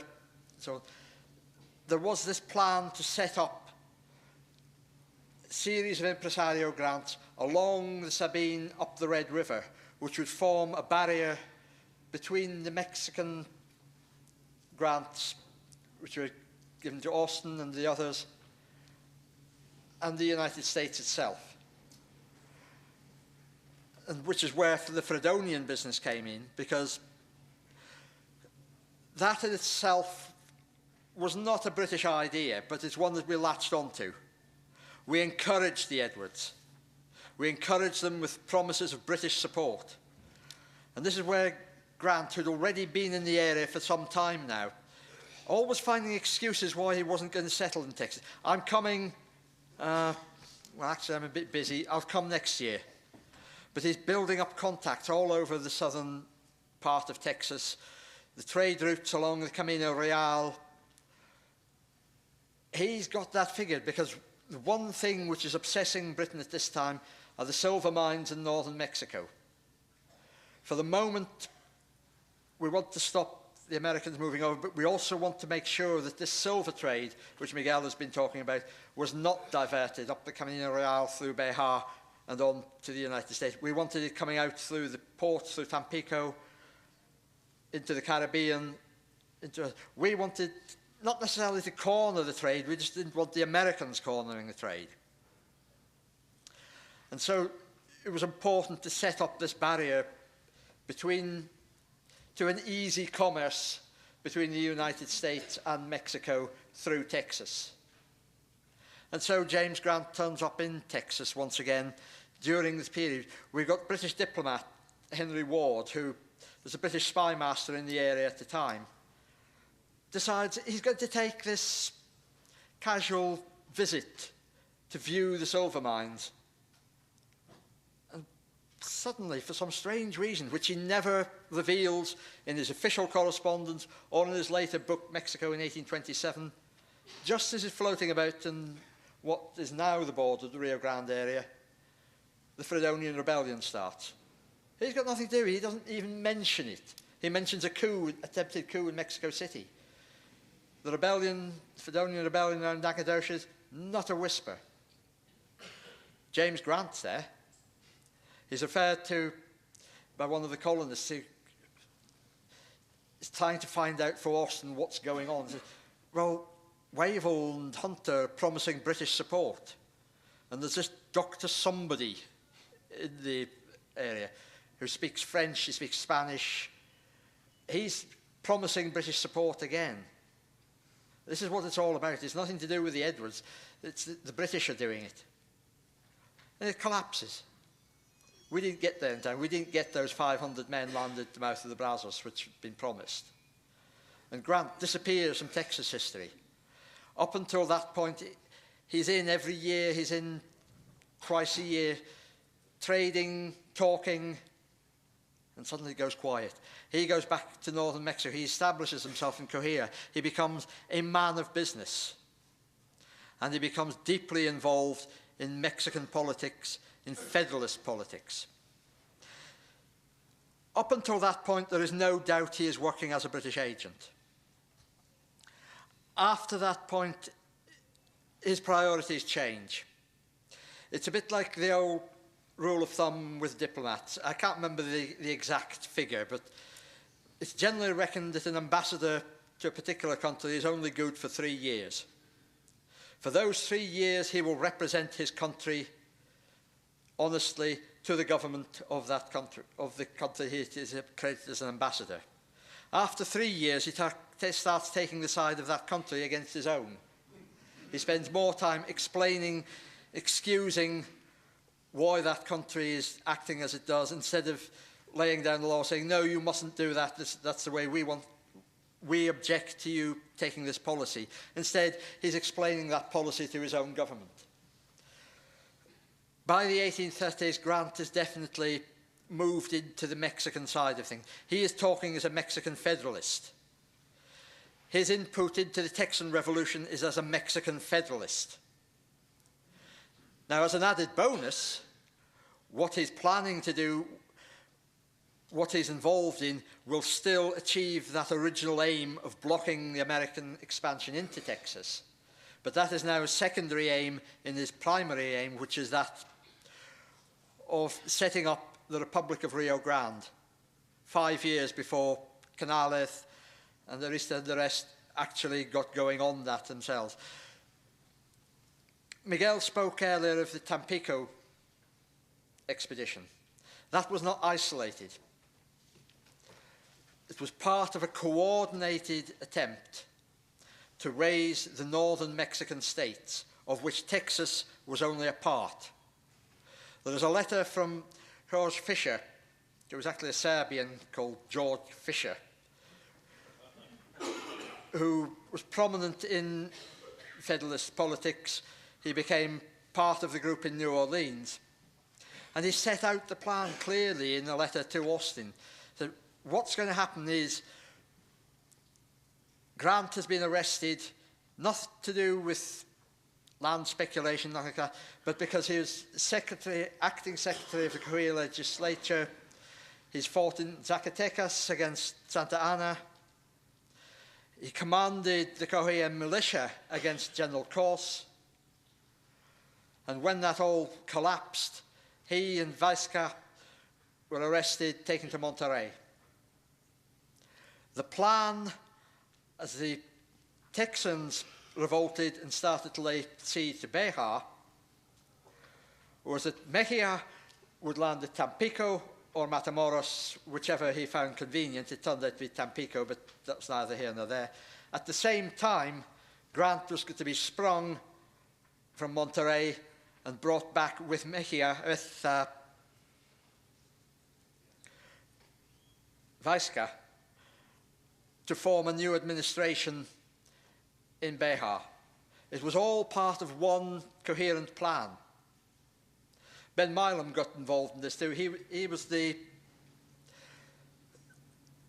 canary, so to speak.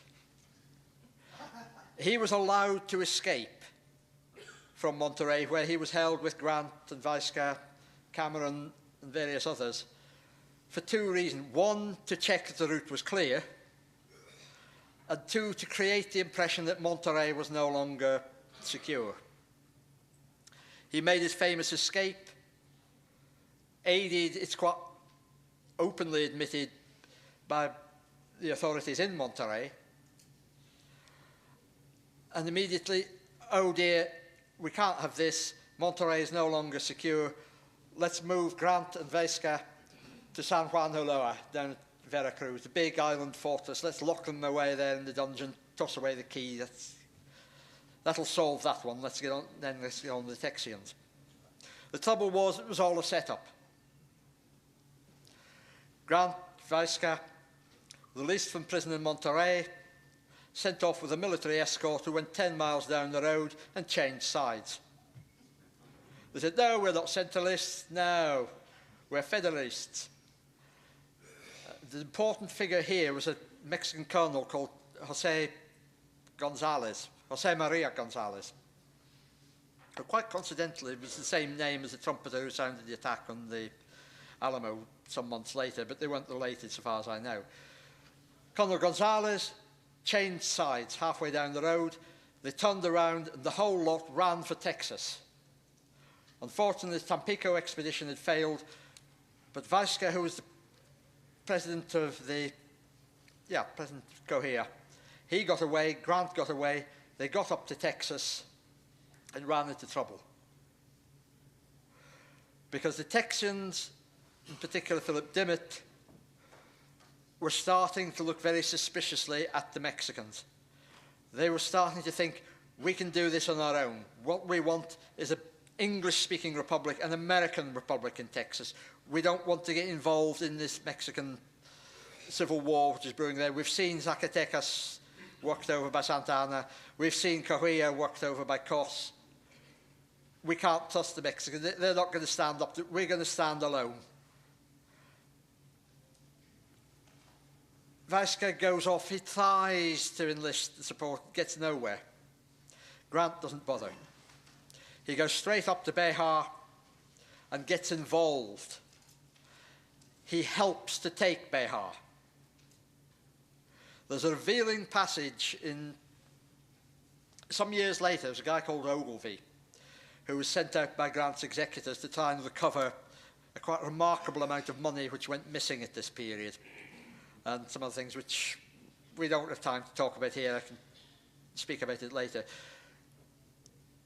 And he had a conversation with some of the guys who were involved in the storming of Bejar.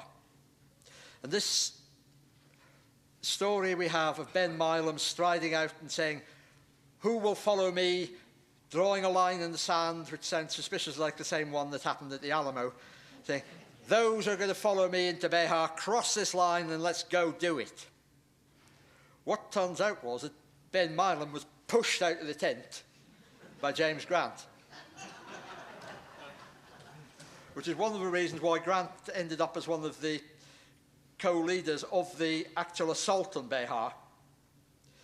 He got himself wounded. We don't know the circumstances. If anybody can ever turn up an account of how he got himself shot in the siege of Bejar, I will stand him a coffee, 2 coffees, and maybe even stand him breakfast and dinner combined. I would dearly love to know. But either way, Grant got wounded during the storming of Bejar, and this gave him a critical advantage later on because he had fought, he had bled in the cause. So when later he came up against Sam Houston, who was described as Grant's bitter enemy, Grant had that advantage because right up until the day of San Jacinto, Sam Houston never heard, nor far less fired a shot in anger in the defense of Texas. He was a general, but he didn't fight up until they got to San Jacinto. Grant, on the other hand, did, and he had the scars to prove it.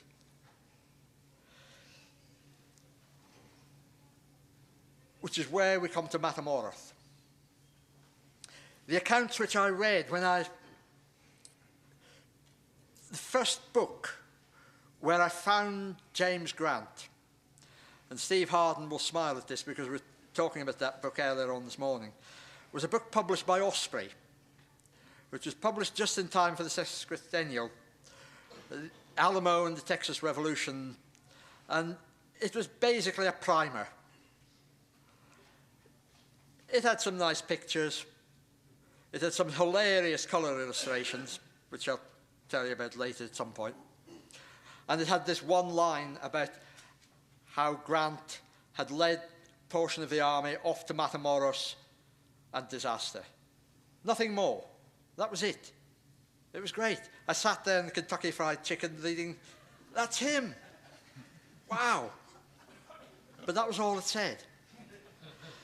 And little more could I find other than that, that somehow, after taking Behar, the Texians had fallen out amongst themselves.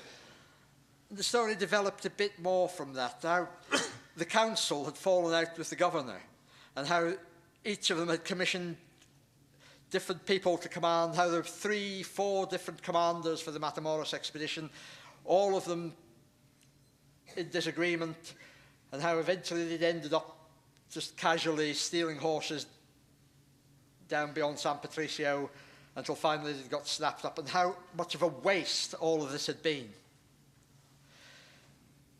In actual fact, the Matamoros expedition had nothing whatsoever to do with taking Matamoros, with plundering Matamoros, or any of the other things which Houston later charged. Matamoros was only to be the trigger. Matamoros, once the Texians arrived, was to be the start of this great uprising in northern Mexico. Vital Fernandez, Canales, all those other Federalist leaders whom Miguel talked about, they had pledged themselves that when the Texians arrived at Matamoros, they would rise up. Now, had this happened, the whole history of the Texian Revolution and American history would have changed, because nothing is certain in this life. Santa Anna may still have won. The revolution in northern Mexico may still have fizzled out as it did in the 1840s. On the other hand, the Republic of Rio Grande could have become a reality. There could have been this big Anglo-Mexican state encompassing a good third of the present-day United States. Not just Texas, but New Mexico, Arizona, California would all have been part of this great republic of northern Mexico. Think then about how the United States would have looked, how the Civil War would have panned out, how World War I, how World War II would have panned out with a smaller, more insular United States. And it could have happened. It didn't happen, but that's what it was all about. That's what Matamoros was all about.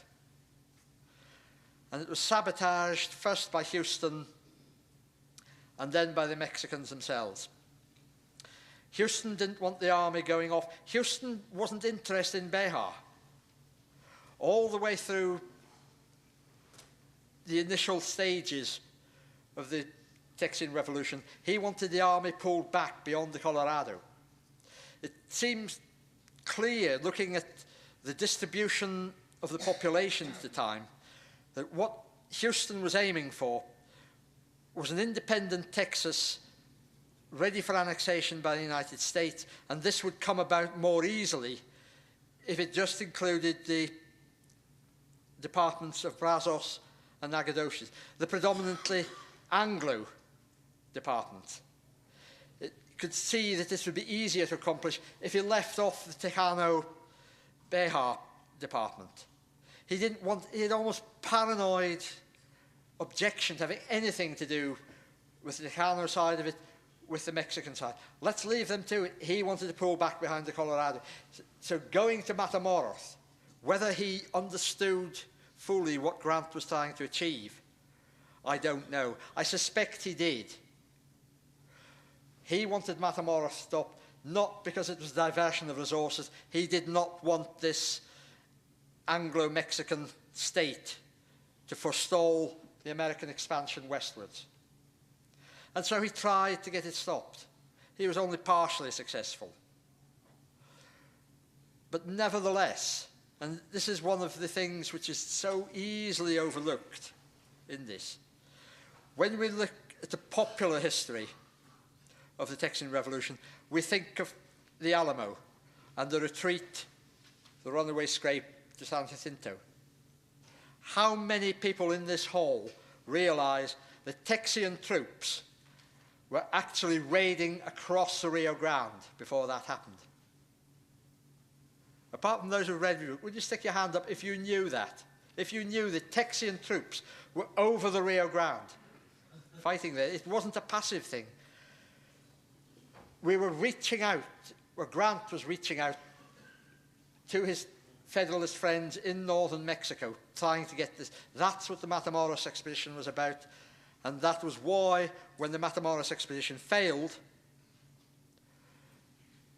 that this breach occurred between the American side and the Mexican side. Texas became a republic for the next 10 years, an independent state in its own right. Britain supported that republic. We failed to tie Texas into the greater Republic of Northern Mexico, Republic of Rio Grande. We hoped we could stop you getting hold of Texas as in the United States. We made a pretty good try at it. At one stage, the Texan minister in London was a British agent called William Kennedy.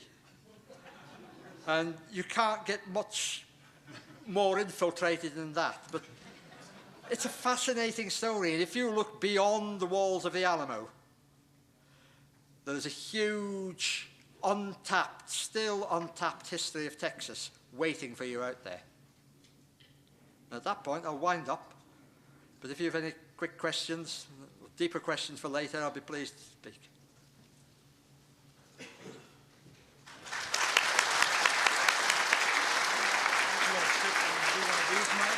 I don't mind. We have about 5 minutes for a quick question for Stuart Reid. Yes, David. What happened to Maria Guadalupe Reyes and the children? Let's repeat the questions. He's asking what happened to Guadalupe Maria Reyes, who was Grant's common-law wife in Mexico. The short answer is I don't know. I would dearly love to know because there are a lot of my relatives down there in Mexico. Grant was a rich man. One of the criticisms levelled against him by Houston was that he was merely a land speculator. By any standard in those days, Grant was rich. He had extensive haciendas. His hacienda was a hacienda de los Hornos. He had iron smelting. He was vineyards, grain. He was a big businessman. He lost a lot by going to Texas. The land speculation was merely insurance against all this. There was a big fortune there which he tried to secure for Guadalupe Reyes. It was seized by the authorities, but what happened after that, I don't know. I would dearly love to know what happened to it and to the children. The Matamoros expedition that you allude to, is that the same Matamoros expedition that James Fannin and his group were going to embark upon? Yeah, They decided to pull back. James Fannin was one of those who was going to go to Matamoros. One of the things I go into in the book in great detail, because it's not been properly looked at before, is the sequence of events and the sequence of command appointments on the Matamoros expedition. Grant was never officially in charge of the Matamoros expedition. Unofficially, he was the man who was leading it. The man appointed to lead the Matamoros expedition was Sam Houston. Sam Houston didn't want to do it. He ordered Jim Bowie to do it. Jim Bowie had moved back to Behar before the orders caught up with him. So Fannin was ordered to take command. Johnson, who was working with Grant, is sometimes cited as being ordered to take command, but he wasn't. All he was ordered to do was take command of the Behar contingent and march them to a rendezvous with Fannin and to act under Fannin's orders. The actual command sequence was straightforward. It just got screwed up by Houston and by later historians following Houston's cue, trying to take Smith's part in this dispute between the council and the president. But it's all the same expedition.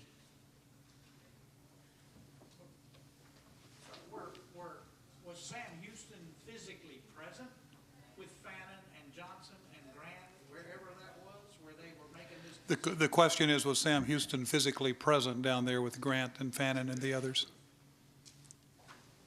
Yes, but not with Fannin. Fannin was late in getting there. He had to assemble. There were large contingent of troops coming from the United States, which he had to pick up at Velasco and ship down the coast to Copano. The troops who marched overland from Behar were met at Goliad by Sam Houston. He marched with them as far as Refugio, and there addressed them, trying to stop them going further.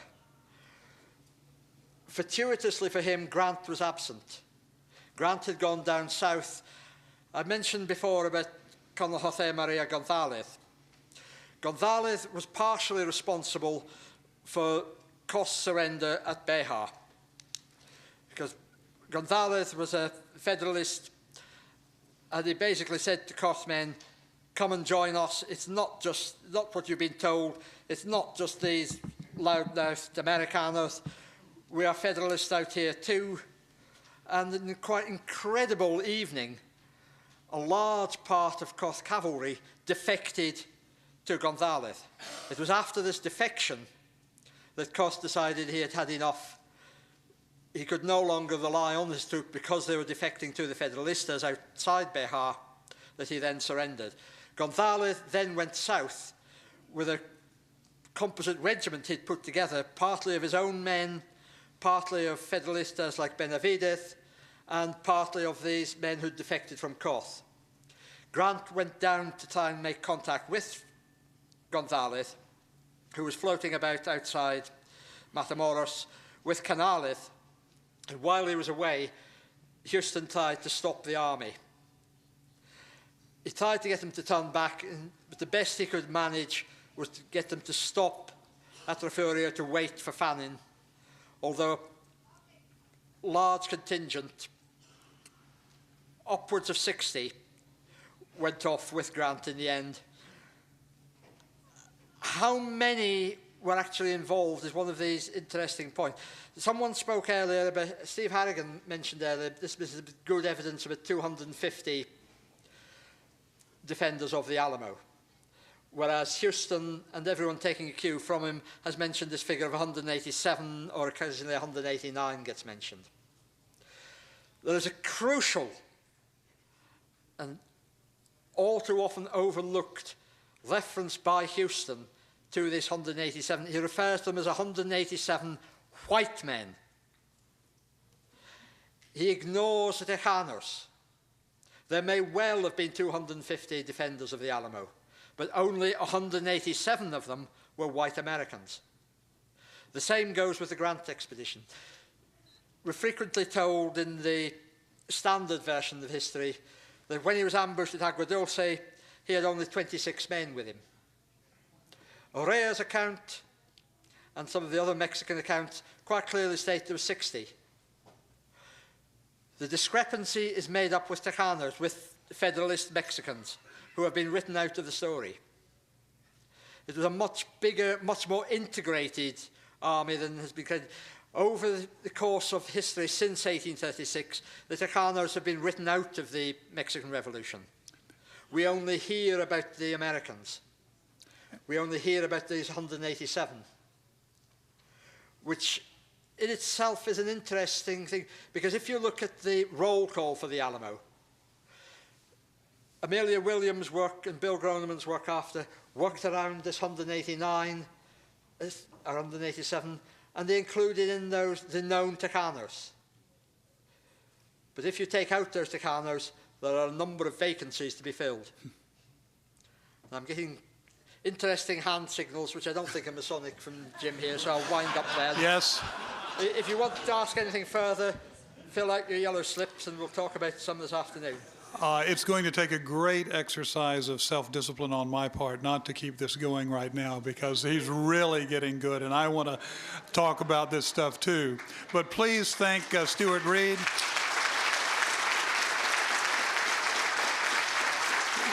we'll have more of an opportunity to answer your questions. If you came in late, remember that at the end of our last two, after our final two speakers this afternoon, but before the question and answer session, if you will bring your yellow sheets with your questions and answers up to the podium, I will attempt to manage them and to channel your questions to these speakers, and we'll have all 5 people doing Q&A. Don't forget, if you need your book signed by Dr. Dimick, the new book on Filosola, he'll be around during the lunch break, but not in the afternoon. And if you want to get the autograph, do that. And at this point, I will ring the dinner bell.